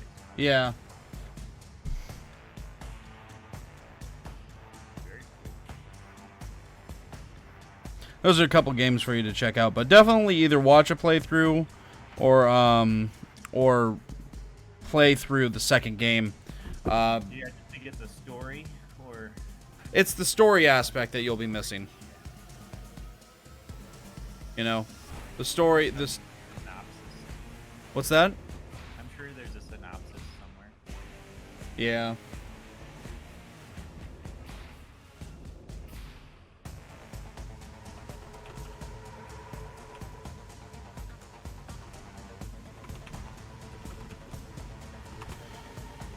If you can watch like a quick playthrough, like if someone's got a good like just outline of the story type thing, I would watch someone because that I think that would be a valuable thing to do.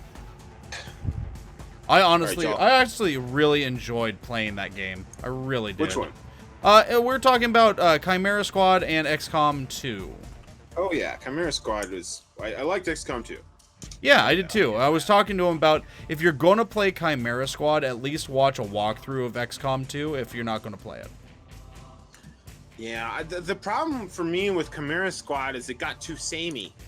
Yeah, but it was short enough for me since I played it in like 2 or 3 sittings that Played it. through the whole thing. Okay. Yeah, I did. I couldn't make it. Yeah, you were telling me about that. When I'm like that, I just lose interest in things. And that's fine. You know, that's fine. It's just for me, they had the game short enough that it got samey, but when it got samey, they changed it up at the end. And then they made it. It was still, I guess you could say, samey, but it was less samey than the missions before, which I really did enjoy. Yeah. XCOM 2 max difficulty Iron Man is definitely a punishing game. Just a little bit, man. Like it's bad. I don't like the RNGesus. You know, I'm not big into that. Oh that no, level of like RNG. I hate RNGesus tonight. Let me tell you. Yeah, it's hard. It's hard. But you know what? Tonight was meant to be a bit of a toughie because the whole point of this evening was to establish that vampires are dangerous. Yeah, I That's know. the I got that. It's just like you fucked me on a door, RNGesus. It's like, come on. Yeah. No, you didn't. The RNGesus did. I know. You know how I get when it's like that. It's like it's a fucking door. Like, come on, I man. know, man. I know. No one's fault. Just Yeah. Just was like them the brakes, and the brakes suck sometimes. Yeah, I know, man. Like I heard, like it sounded like your desk like got a new crack in it after that roll. I was like, it's like, all right, let's take a cooler. Let's take a cooler here. Let's just cool off for a minute. Just a rough couple of days before I'm out of my job into my new job. You know, they work you dead until you fucking leave, and it's like, all right, thanks. These No. long combats, they start to burn my mind too. Like, Yeah. it's difficult. It's difficult to maintain focus. But Yeah. we're just about there. Yep. We're just about there, I think. Taking a break now was more just a cool down. Yep. So Casey needs a few more minutes. They're setting up some food for steaming, and then they're gonna be back at the Sounds table, like and El Planarino. we'll wrap this thing up. We'll probably end with the end of this combat. I apologize for the short one tonight, guys. No, but don't like I apologize. said, running these big combats just burns me. I will not Burns me hard. be available tomorrow because I think I'm going to be doing there's a stream that we've been trying to co-stream for a while, and none of us have been available. So I'll be hopefully playing Terraria on stream with a bunch of people tomorrow. Yeah, no, we'll pick things up next week with with getting back into the intrigues and whatnot. I imagine. Very So, good. Very yeah. good. Yeah. I played the shit out of Terraria when it was like in early days with almost no content yet. Yeah. Mhm. Never played it. And I've never been able to go back to it because That's why I don't play early access anymore. That's exactly why. I've never played Terraria, so this will be all fun. those things, and then they introduced all these world bosses and crap, and I was like, Yep. well, I don't want to do all that in early game stuff and have to grind Yeah. out that end game armor all over again just to play some boss. Yeah, exactly. Yeah.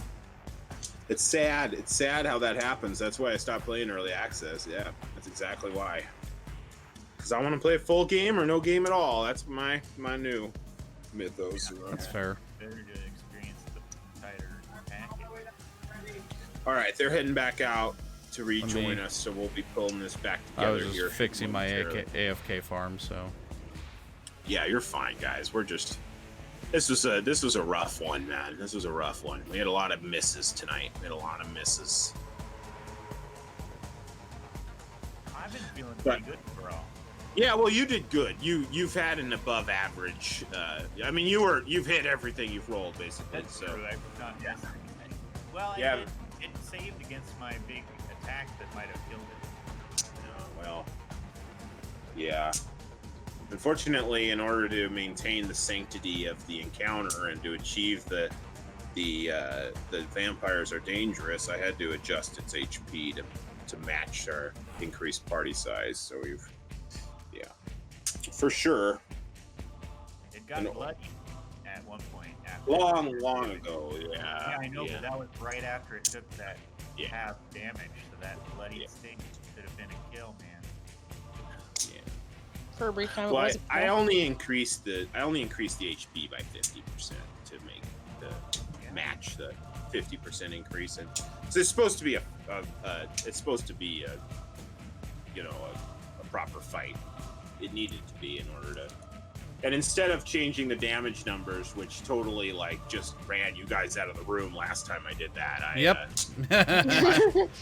Well, I didn't actually change the damage numbers in that Uh. last fight. I just maintained them against. So the advice from that I was reading wanted me to nerf that last boss fight, and because I didn't, you took one hit and ran. So I No, understand their design philosophy, but I could have rolled low. Yeah. I could have fucking rolled low. The combo on the last one was also that only 3 of us were in that room. Yep. Well, I think if we'd all been there, it would have been fine. Because in this case, All right, we're back. I almost got nerfed and we stuck it out.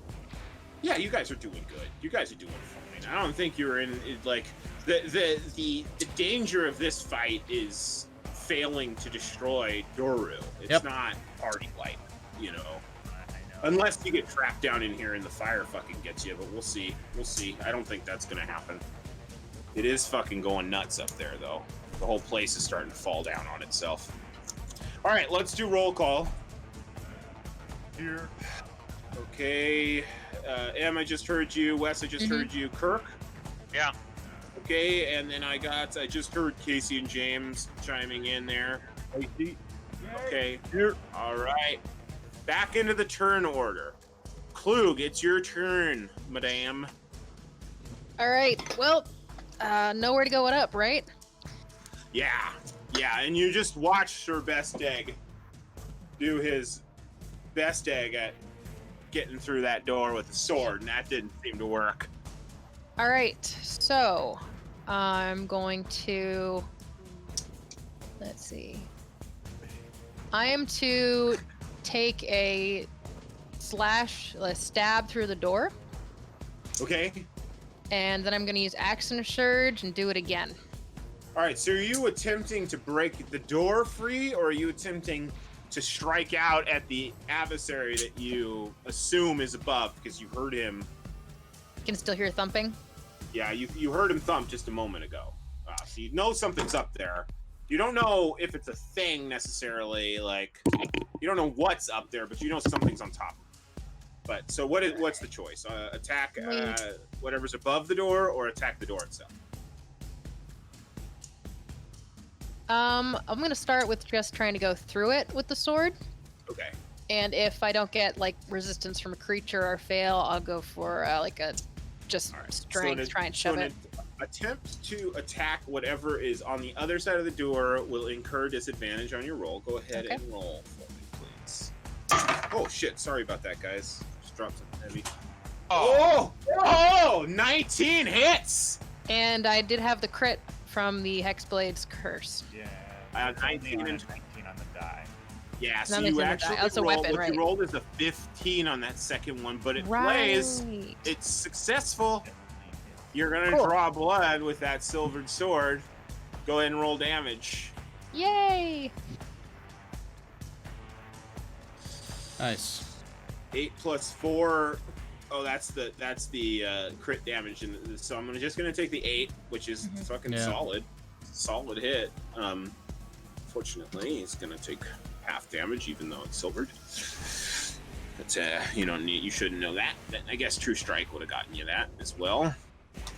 And is that okay? So now you can action surge. So you punch through a bit of rotten wood in the door, and you find your mark, and you hear a squeal of surprise above you, and you pull your blade back through, and you could see it's slick, just has this tiny smear of blood on it from passing through the door. Okay. Do we hear it sound like it moves off, or can we not tell? I can't move it yet, unfortunately. I have to wait till the end of your turn in order to do that. Well, I'll go again. Use my Yeah. section action. My second wind to do it again. Sometimes I do action moves, but in this particular moment, I'm not going to do it. Okay. All right, so you strike out again, I'm an idiot. attempting to punch your silver blade through the. Yeah, sorry. I just remembered I have second wind. That would have saved so much problems. Wow. It's true. Okay. Yes, I'm gonna go ahead and fall through with the same thing again. Okay, and you can use second wind as well, so you can. That's a bonus action. Is it? Mm-hmm. I believe second wind's bonus action. So you can make your second attack, which is not going to hit. And then you can. So yeah, you go to strike back through, and the resistance of the wood stops your blade, Not in the turning green. it. And if a bonus action, second wind, 1d10 HP. Plus your fighter level, so 2 plus 1d10. Yep. Go ahead and heal for whatever you can heal for, and 5. cool, awesome. And is that the end of your turn? That is the end of my turn, because we can't move. All right. At the end of your turn, Doru is going to use a legendary action to move. He's going to run for the door, following his father out into the hallway. He takes a glance in each direction as he does so, and sees his father now being beset upon by Xavier, the second most handsome, and charges. And that's the end of his legendary move, which will bring me to his turn, I believe. He says, Father, Father, the fire! The fire! Who would dare attack a priest? Ah, you fiend! And he's gonna lay into you, Xavier.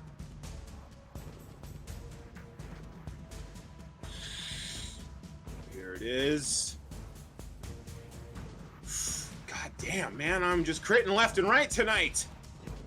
He slashes into you wildly, applying 8 piercing damage and 5. Oh, no. That's right. This isn't the bite. I apologize. It is all slashing, and it is 13. It is 13 damage, Xavier. And then he'll attack again.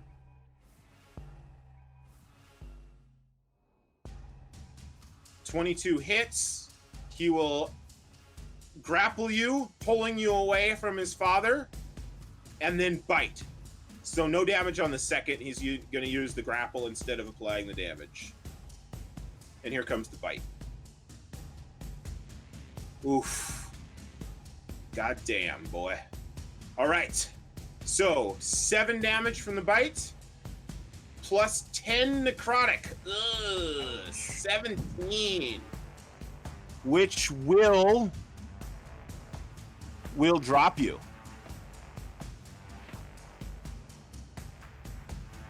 Okay, and your maximum HP is reduced by 10, sir. So just make a note of that. Don't change it on your character sheet, for Christ's sakes. Just make a note. Somewhere, somehow. You can make notes in your character sheet without touching anything by doing the edit button and changing your notes. Or you can just write it down on a piece of paper. I got pen and paper. It's good. There you go. Awesome. So Xavier gets wrenched away from his battle with Donavich from behind, slashed across the back. Then the creature is on him, wrapping his legs around him, wrapping his arms around him. His head goes back, his eyes go wild, and then the snaps as his head comes down onto your neck, Xavier, and the teeth, they sink in. And as he pulls at your life force, you begin to feel your consciousness slipping. And as all goes dark, you just reach out, attempting to grab at the robes of the priest as you fall unconscious in the sweet embrace of a vampire's kiss.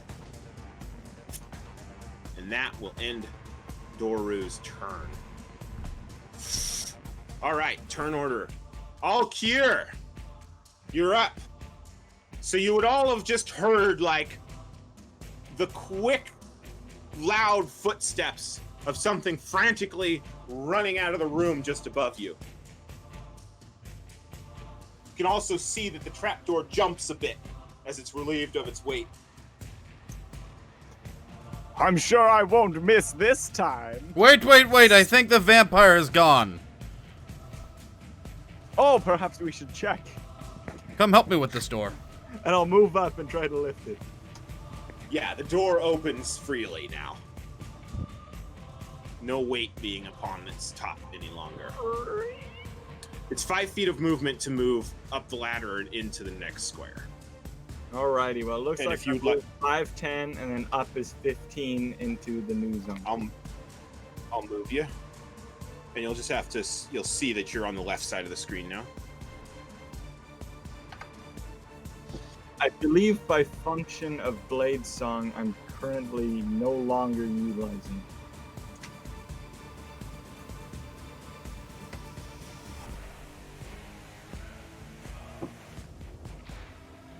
So I'm gonna check that real quick. Hang on just a second.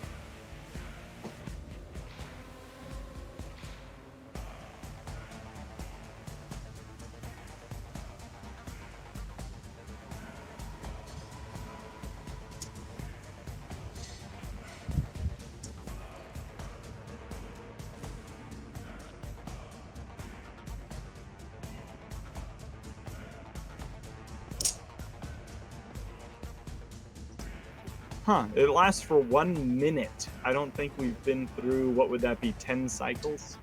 Yeah. No, yeah, that'd be 10 rounds, and we're on round 4, I believe, right now. Just began it. Alright, move 15. 20. Diagonal, is that 7.5? It is, yeah. Or technically, technically it's 7.5. You can. I don't really 20. give a shit, honestly. Yeah. So you 37. burst through the door, and you see Xavier slumped on the ground underneath the form of Doru, his father looking on at his son with bleary eyes, and the boy is just fucking hunched over your fallen comrade, sucking at the very life force within what is left of it, at least.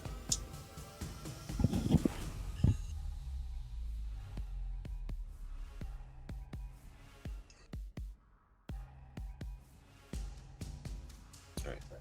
Excuse me, just 1/2 second here. Okay.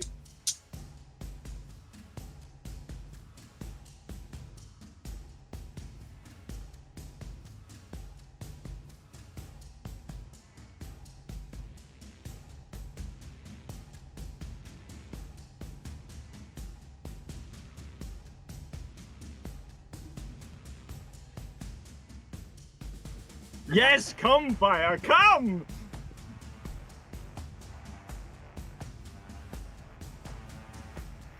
Seeing all of this fire, my mic still working? Testing. Yes. Yeah. Seeing all this fire is going to inspire me and give me an idea. Big brain time. Alkir is gonna. Oh, jeez. I hope it didn't take an action to open that easy hatch, did it? No, that was incidental. It's opening a door. You get one Great, incidental okay. per game, per turn. An sorry. attack it is. I am going to, or Alcure is going to use Burning Hands. He's going to put his hands together and conjure that fireball that whirls and hurls forth in a cone of flame down the hallway. Okay. All right. Okay, go ahead and do you have it in your? Can you? People, friends, will face somebody of your own stature. Okay. He'll conjure his fireball, his Burning Hands. Mhm. All right. So Burning Hands is an AOE effect. Go ahead and can you print it out for me, or do you have it in your character sheet? Otherwise, I let's can see. look it up. Whisper, share. Definitely, you can choose one or the other. Burning. I see the public role option. Is that the one I'm clicking here? Yeah, public or whispered. Either way, you can do it to me. So as you hold your hands, you just to spread this. So you go big sheet of a 15-foot cone. Definitely going to hit everybody in this area. I'm trying to use it. At second level. Sure. Yeah, if you got a second level spell for that, Special do- for that. it'll Never do tried 40. It'll do 46 damage. 4d6 damage. Xavier, what is your current max HP? I don't think you can possibly get over twice of it, but you will automatically fail your saving throw, Xavier. So you will take one failed saving throw as these flames wash over you. And the rest of us will roll dexterity saves. DC 12 dex save. Okay, here we go. All right, so I'll do Donavich first. Oh God, I don't think the father's gonna make it through this, man. This is not good for him. Man, I rolled 2 crap rolls in there. Inspiration! Inspiration only works on a D20. I wish. I know. It would have been good to have had. Okay, so I think. All right, so doesn't really matter what goes on with poor Donavich. He's done. So he'll fail. You did better than average. Yeah, it's not bad. All right, and Doru. Okay, I fail both, and so I'm going to take 13 fire damage. Xavier, you will take 1 failed death saving throw as a result of being burnt sort of alive. Not really alive, unconscious, but it's, Long-lasting effect. Sure, it's good. you wink. It's good. So as your flames engulf the hallway, spreading out, the green chemical fire joining with the bright, brilliant reds and oranges of the wood fire burning behind it, Donavich, reaching out for his son with love and sadness in his eyes, is engulfed in the flames and is seared to death, his flesh melting away from his face. As he falls to his knees, he lets out a cry, "Run, my child, be free." Doru, burned from the behind, but still very much alive, screams out in agony, more so from the emotional shock of seeing his father slain before his very eyes. He turns towards you, scorched flesh, hanging entrails, beaten, bruised, sliced in every which way. His eyes lock on yours, and you see only a smoldering hatred of the undead. Is your turn over by the chance? Checking to see if there's anything else I can do as a bonus.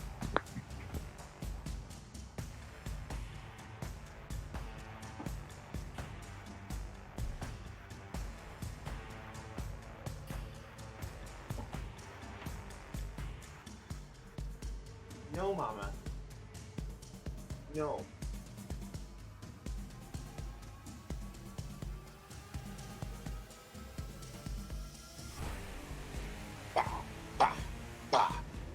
Alkir is feeling a little less confident about his position now that the vampire is turned around.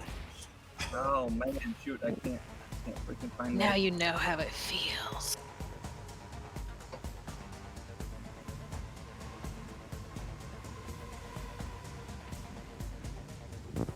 Shoot, I'm gonna have to Google it. All right, take your time. No. This is important. You're done? There, I used it before when I teleported. Ah. Bonus action. So you've casted a proper spell this turn as an action, so you cannot cast a second spell currently. What it said. Do you still have it?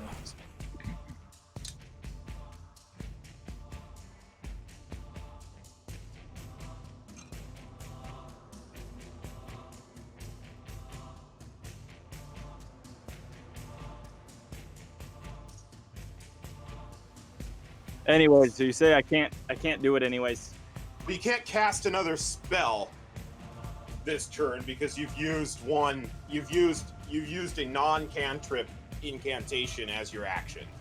So therefore, you cannot cast another spell. That is true. But if you have some other kind of bonus action that I'm not thinking of currently, then you could do that.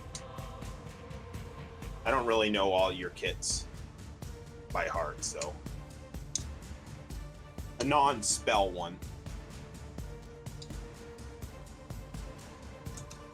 I think at your level, the likely answer to that query is no, but there is a chance that you have some kind of weird racial that I'm not taking into account. One to keep in mind is I have resistance to necrotic damage. Oh, that's good. You should definitely remember that, because if I say you take necrotic damage, you'll take half, rounded up. Thanks, Emery. I'm guessing you're passing your turn. That's right here. As a bonus action, you can magically teleport up to 30 feet away to an unoccupied space you can see. Well, that's not a spell. Then you have a bonus action. Yeah. And until you finish a long rest. Starting at 3rd level, you gain resistance to all damage when you teleport using this trait. The resistance lasts until you start your next turn. It's a ridiculously potent racial. Until it's my turn, I am ghostly and translucent, my favorite color. Your favorite color, you fucker. All right, well, that sounds like it's not a spell. It's a bonus action racial, so yes, you can teleport up to 30 feet. Well, that Correct. unnecessary research I should have had, and I don't know why it wasn't there. I used it before. So there are 2 doors which you can see through, one to your south that leads out to safety, and the other that leads into a room with no windows.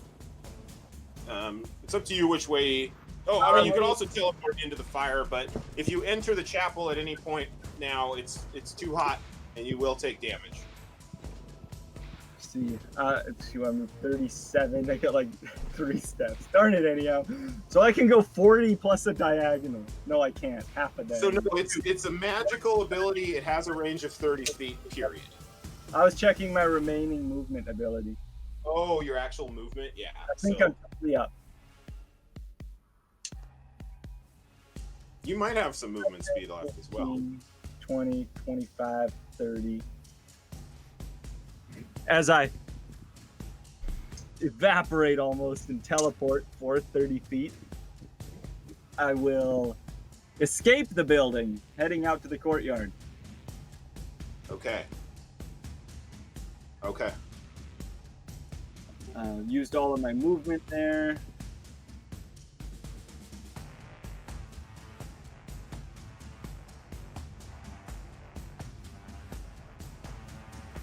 All right. Are you done? Yeah, I'm done. All right. At the end of your turn, Doru is going to use one of his legendary actions to move. He's going to chase you. Well, he was looking in your general direction, and you did materialize within his line of sight.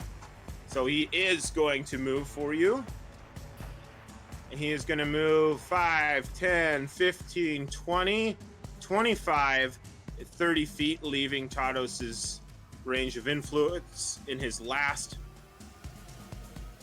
movement. Wild-eyed and crazy. So, Kirk, that will allow you an opportunity attack if you so choose to use it. Are you still look like his father, though? Let me just hold on. Let me rethink this situation.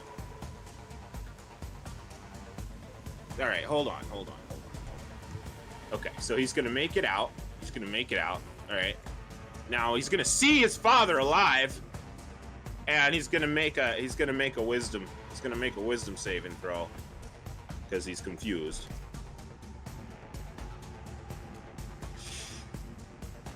Okay, all right. And 13 will beat your spell save DC, which is what I'm using. It'll meet it. So he's gonna see you, Tados, in the guise of his father, but he's gonna be too maddened by what he just witnessed within to take note, and he just hurls himself past you wildly towards Alkir. Would you like to do anything with your reaction, sir? Do I have Kirk? Oh, I can't hear anybody. Yeah, I'm here. I'm here. Yeah, Hello. you're here. Oh, there he is. Can I hear you, Emery? Yeah, I'm here. Oh, there you are. Okay. All right. So, Kirk, Do I recognize that he sees through the facade?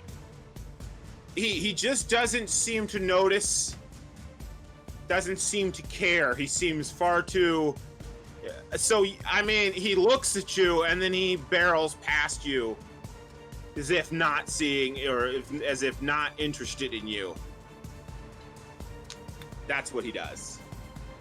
So, insight, incidental insight, if you want the answer to that question, sir. Yeah. And he made a intelligence check against my... It was wisdom. I used wisdom. Okay. Right here. Inside. You guys might actually get to kill this thing after all. He almost escaped right then. She had to go and kill his father. Oh, and he just got critted. Oh. Yeah. So he doesn't seem to be affected by your disguise any longer. He seems to have seen through it. Then yeah. Oh, I'm gonna that's take insight. A slice at him. Okay, you take a slice as he charges past, Go for it. Oh, another crit. All right. Okay, critical. At least someone is. Will hit. A critical Damn. hit will hit. Go ahead and roll damage. 10. Okay, down to 5, of course. But good. Not bad. Not bad. You strike out with a rapier. And the beast is struck. All right, that brings us to Donavich, who is dead. Good for him. Now to Tormund. Hooray! I race up the stairs. Okay. I get to the top and I pop out of the trap door with a mighty war cry. Wonderful. Oh, God. Let me put him down, you fucker. There you go. Oh, where did we go? We went over here. To the left. All right. And how far have I gone? I've gone 10, 20. Would you allow me to see what's going on up there for the folks at home? What's going on over there for the folks at home? Yes, please. Yeah, I can move you. I'll just can be move you going over. 5 up. You're going to be going Yeah. 5 in the next Correct. in the next turn, right? Correct. So, yeah. Thank you. It's not going to give much of a view, but it's a view. Oh, I well. can see part of a body through the crack in the door, correct? Yeah. Yeah, you can see a part of a body through the crack in the door. Who is that on the ground? Can I tell who it is? Make a perception check. Part of a body. I don't know who that is. Make a perception check. There's smoke smoldering. Yeah, you see the boot of your friend Xavier sprawled Looks like out. he's not alive. Or just He doesn't seem to be moving. Can I tell if he's unconscious or dead? No. No, I mean you can see his boot.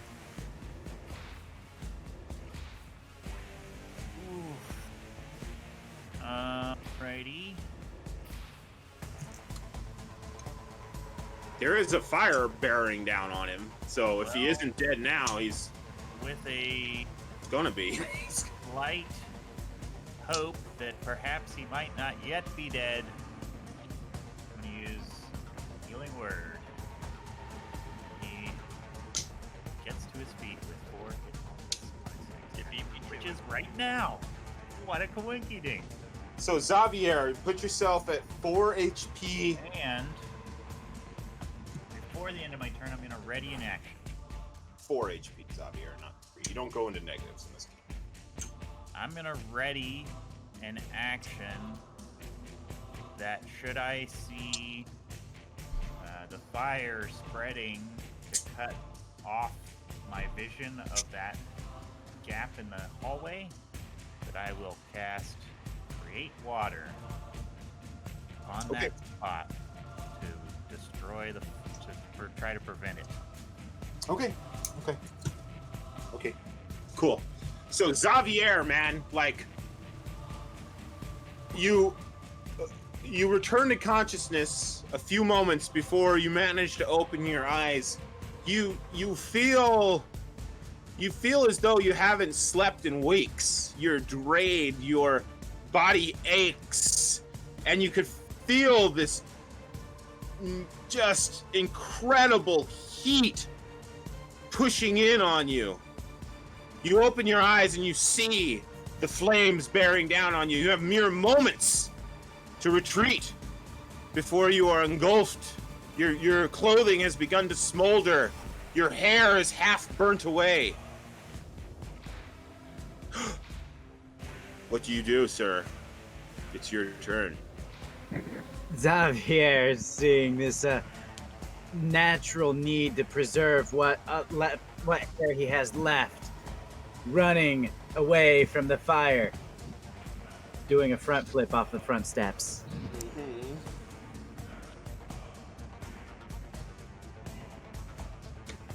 And running up to Tatos, kicking dirt on his boots. Then using healing song on himself. Wonderful. All right, go ahead and do your healing, sir. Is that the end of your turn? And Wouldn't one have made it second. out that far. You can't make it? No, he was prone from being. Oh, you were. You have half movement, so you can go 15 feet. You can go 15. 10. One more. You can go one more than that. There you go. Use healing song. All right. Yeah, as he dreams of kicking dirt onto the boots of Tados, but he's too winded to make it through the door. All right, at the end of your turn, Doru will attack wildly.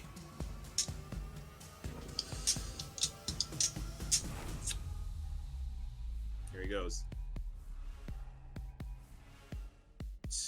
14 versus AC doesn't work. Alkir, you bob and weave, mocking the sickly vampiric spawn as it attempts to thrash at you to no effect. Grash is immune to effect, or Yeah, yeah, with great effect. yeah. You're able to defend yourself, sir. Is what I'm trying to get at. Yes. Tados. I can see Xavier partway through the door and Alkier, correct? Yep. Correct. And I know everybody's going to be running through that doorway here. Xavier looks worse for the wear. Xavier looks bad. He's like burnt up. His fucking hair is missing on half of his head, and he's paler than natural, which is quite pale for him. Remember Anakin Skywalker when he was next to the lava? He looks Yeah. like that. Yeah. Oh. Yeah, except for he's got these pulsing wounds on his neck that are oozing. I disagree. What do we have in our party? And you've got I'm your sorry, arms. Right? 6 Wait. people total? Yes. You want to change his name to the 7th most handsome? Because I think Doru's looking pretty good. Yeah. Yeah. Yeah. I'm going to cast Healing Word at 2nd level on Xavier. Okay, wonderful. I would like to remind you, however, that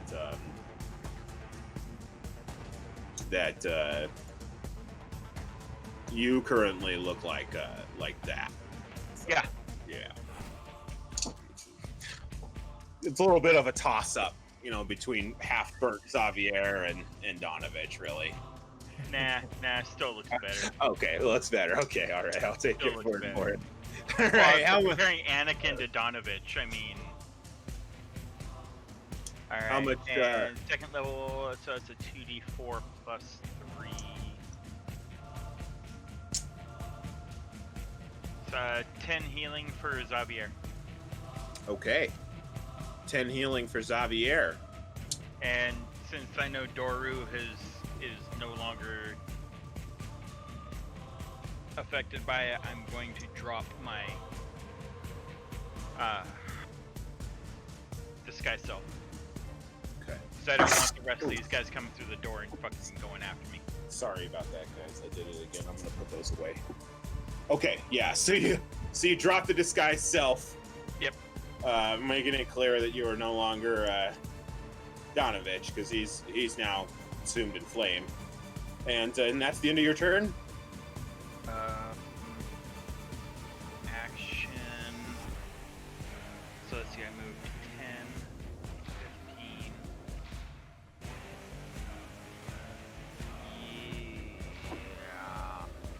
Yeah. I'm going to hold an action if an enemy gets within range of me. I'm going to strike. Okay, cool. Sounds good. All right, Sir Motherfucking Davish. So you have 25 feet of movement left once you ascend to your current position, All right. which we have done for you out of kindness for the viewers, even though it didn't help much, I imagine. But But as I walk past you, Fair Tormund, all you see is just a brush of white feathers that look extremely celestial. that kind of fill your face as I burst out into the hallway, flying above you there, Xavier, the second most debatable handsome, as this and just angel comes flying out looking for its quarry.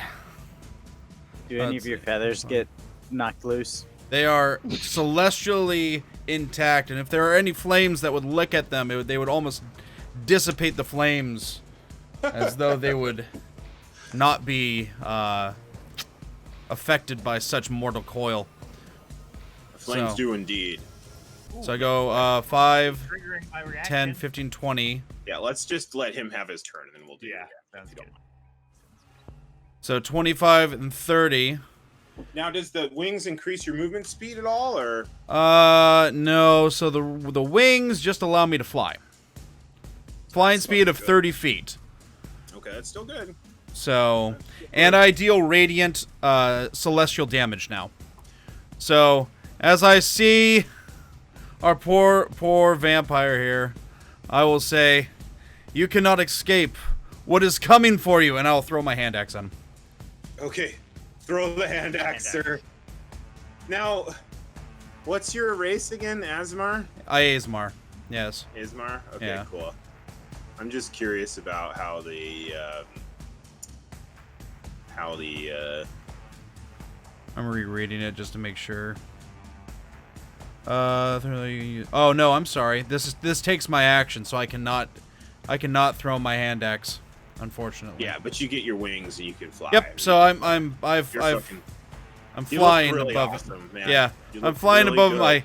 I have my sword out. I still have my sacred weapon out, which is that broken hilt that forms a blade, and I am calling the beast to come fight and meet its end. Yeah, okay. All right. Klug, all right, this is the beginning of another round of initiative. Klug, it's your turn. Boom. All right. Oh, yeah, sorry. I'm Sorry, one down more- below, so I one- don't know where anybody is.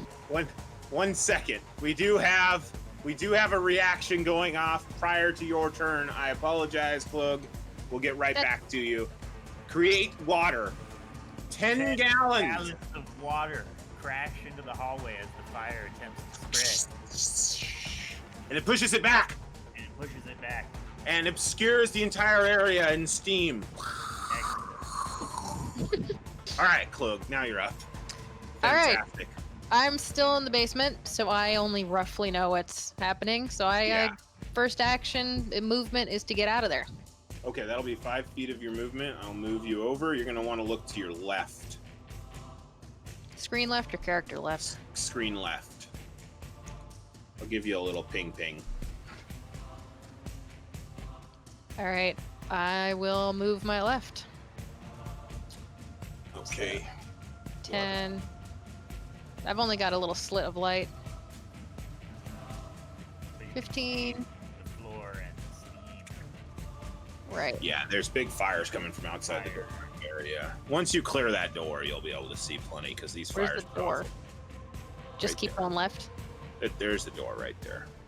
Let me just take a look at your vision. Yeah. Oh wow, you really can't see shit, can you? No. Yeah. So the door is where the sliver's coming through. Cool.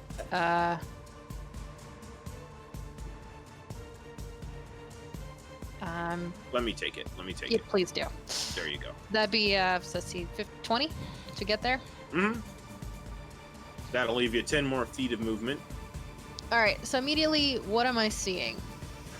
You're seeing a vampire spawn, an ethereal Alkir, beyond Xavier, who looks worse for wear, a flying Sir Davish atop angelic wings, and beyond that, a vampire spawn who is now turned, and his eyes are wide with fear as he beholds the angel descending down upon him.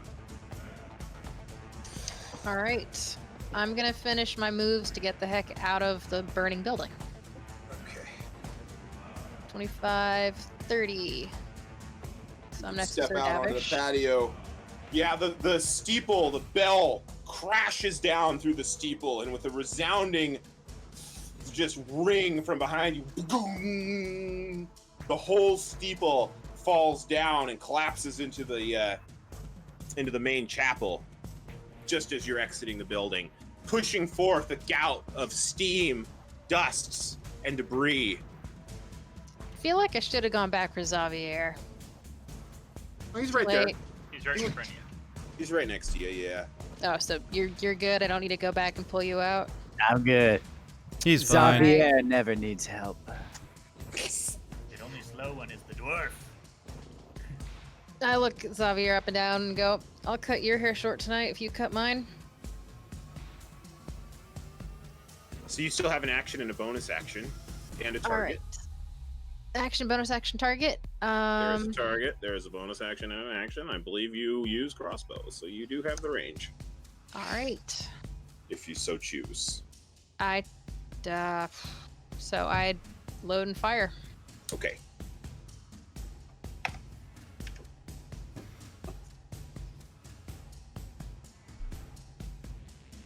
I think I'm kind of looking like Skrillex, guys. Boom. That'll hit. Hell yeah, well. So close to a 19. Okay. Yeah. You land your shot into the cheek of the beast. It sinks in deep. His eyes are still wide, locked on Sir Davish. Whew. Cute. Okay, so at the end of your turn, Doro's going to use one of his legendary actions, and he's going to run. 5, 10, 15, 20, 25, 30. Alkir, you will have an opportunity attack available to you because it is a new initiative. You have a reaction once more, if you hadn't already had one. You can poke or not.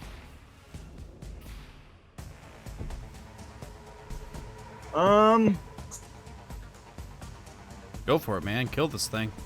Get him down. Do it! I mean, you killed his dad. Might as well kill him.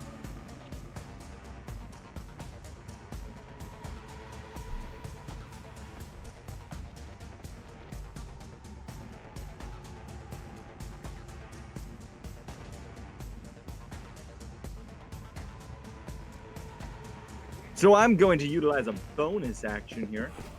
So it's just an opportunity attack as a Oh, reaction. on my turn. Sorry, on my turn, I'm going to activate that. Button Okay. And pursue him. Then I will use an opportunity attack as I see him take a quick dash and leave my immediate vicinity. I'm going to swing the whip and try to get a spike at his ankle. Okay. Go for it.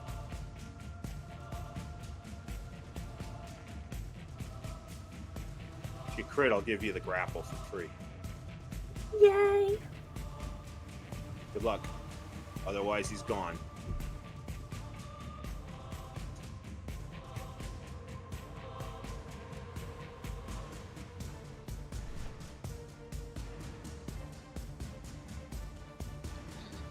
Inspiration to try again. Yes. Yes.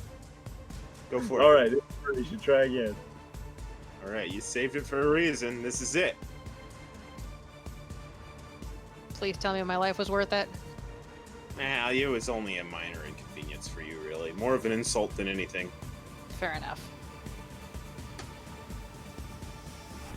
Fucking anticipation, god damn it! Oh my god, it's a 16! A 16 will hit. Yeah, you can Yay. apply your damage. You can apply your damage.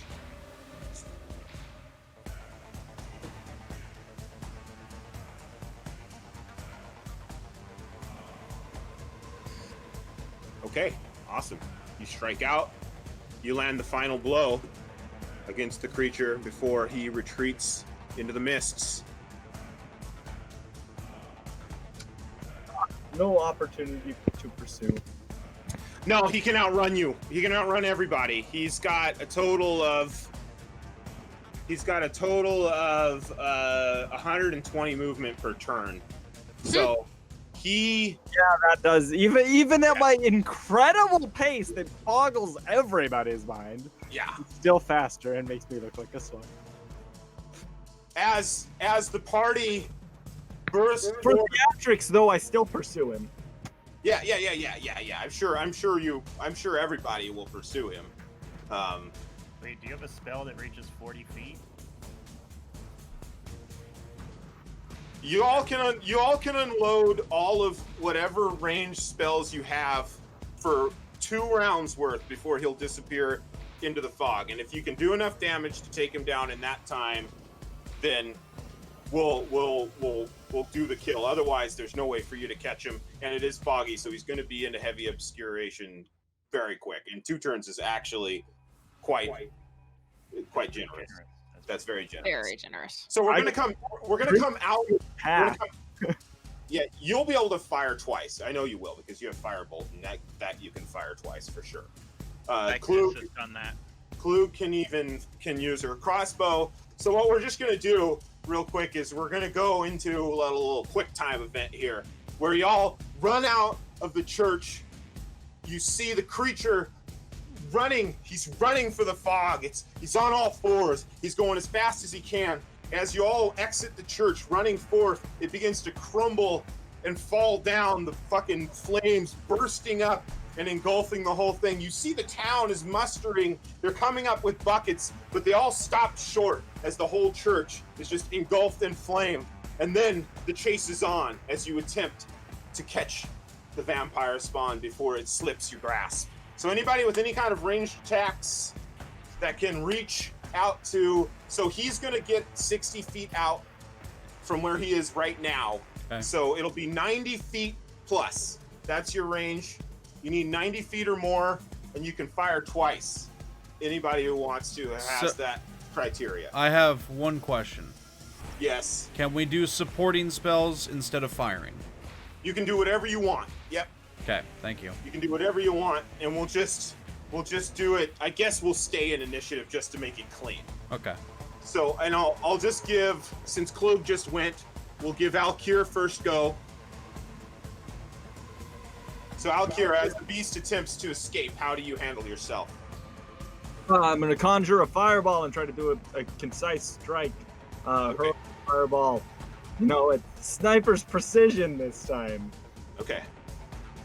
So the first shot at range will be at normal. The second shot, when you get another chance, will be at disadvantage because you'll be partially obscured by the fog at that point. So go ahead and make your first shot with regular roll. First regular roll. Yes, sir. 6. Doru jumps to the side as your firebolt finds itself in the ground. Just whoosh, a big fucking chunk of earth flies up. Flickering, smoldering green flame is all that remains. Tormund. Alright, I do have one spell that can do that. Guiding bolt, 21 hits. And this gives the next attack advantage. Okay, we haven't heard what this one looks like from you yet. This is your Oh, Yeah, fuck! God. Slammer. This is an absolute slammer. And it's just, I raise my shield up and lightning bounces off and hits the target. That's a dinger right there. Boom! It hits him so hard, he goes fucking rolling, tumbling, head over heels. He's still attempting to get away, but he is just struggling at this And point. that's my last spell slot. I can't partake in the second solid, so everybody else have that. Xavier, you're in fast pursuit. You're all now running through the plains. He's trying to make a break for the wood, and you're all chasing after him at breakneck speeds, throwing everything you have out at him. What do you have, Xavier? I can move towards him. Moving in theory. Yeah. So we're just in an action sequence. Don't worry about the map anymore. Do you have any spells with a 90-foot or greater range?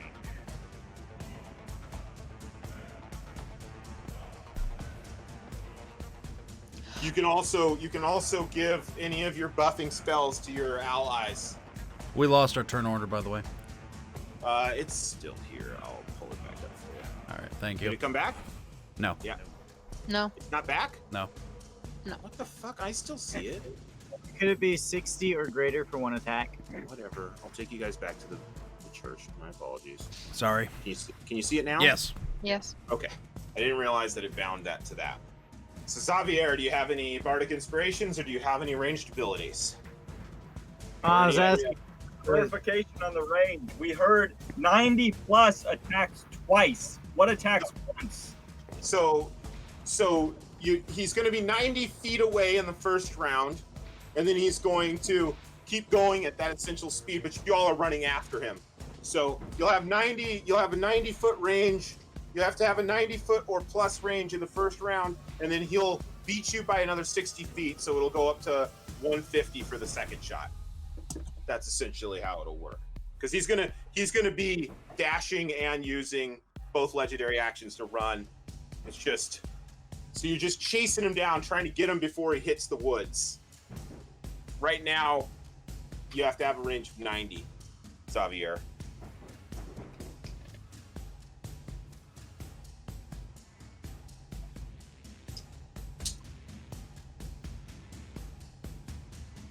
Since Xavier doesn't have anything, he just pulls out his mirror and starts applying makeup from his disguise kit to better apply and take away the damage the fire has done to his face. Wonderful. Tados. To drop my rapier and pull out my hand crossbow. Okay.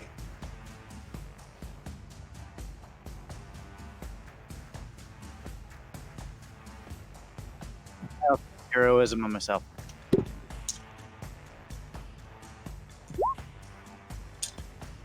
Heroism on yourself. Okay. Go ahead and roll me an attack roll.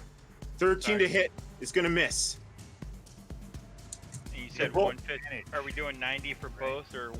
No. Oh, it has advantage from the guiding bolt. It's a hit. Yeah. The hit. And 2. Yes.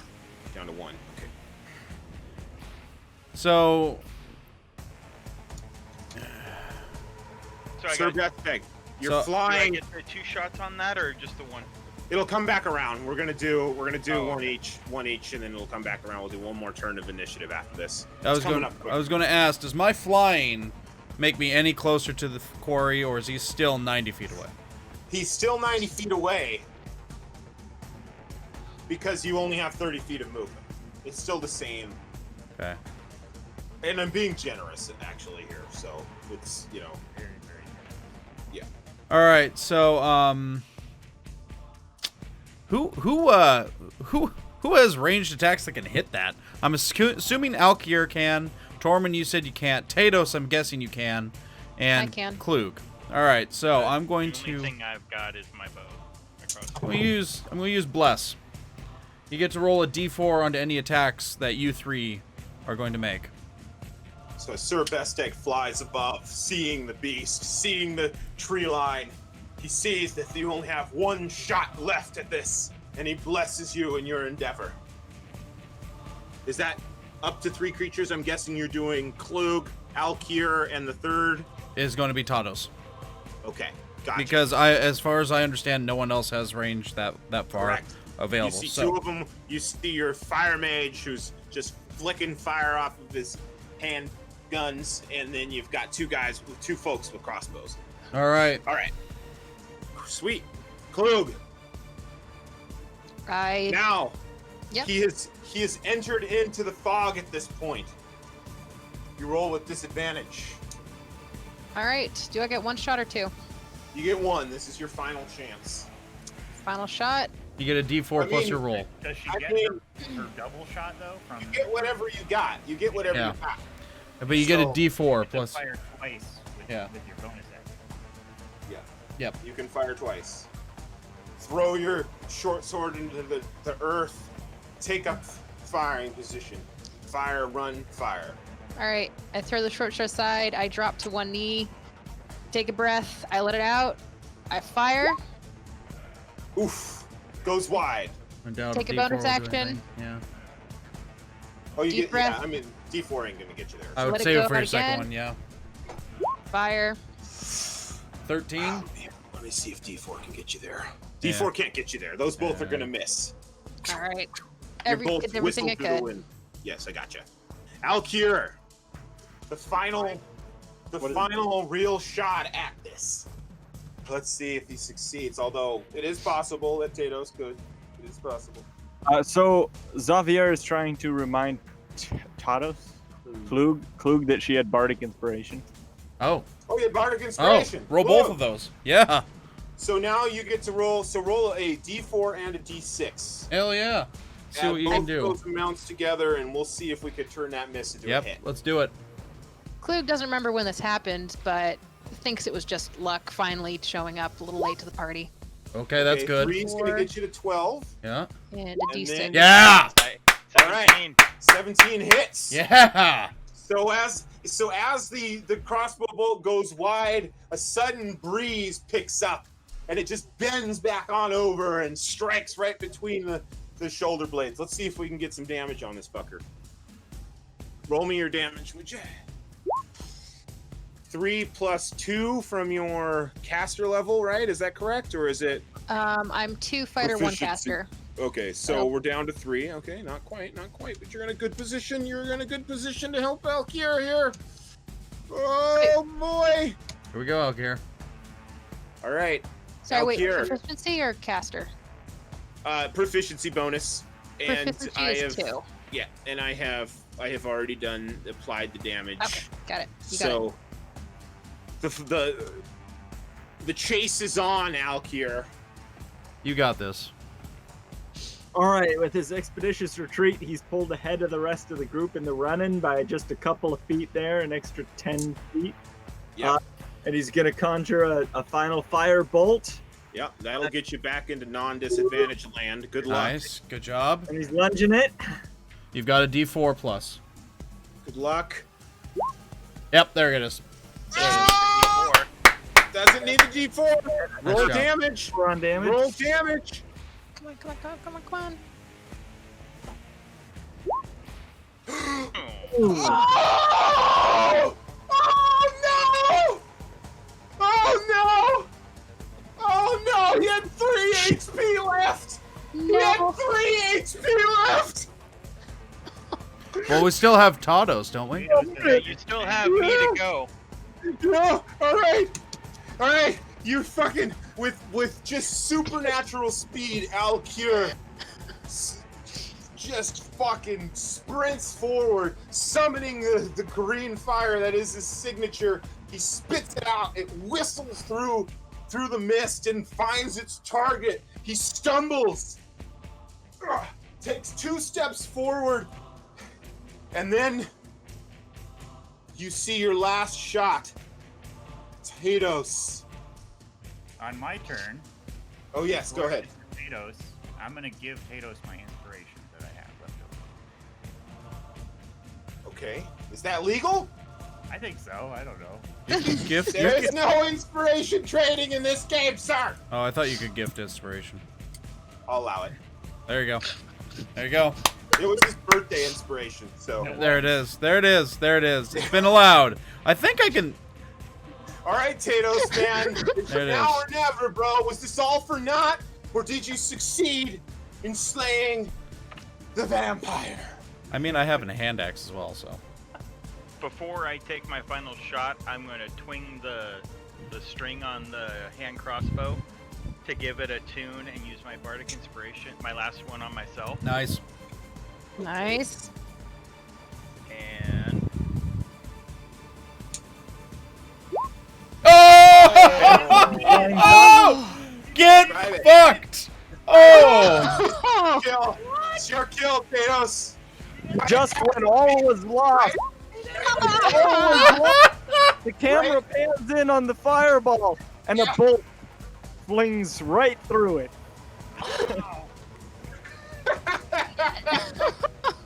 Shit. Whew. The beast stumbles 1 step, 2 step, 3 steps, lets out a choked cry, and falls to his knees, and then to his face in the mud. just feet away from the wood line in safety.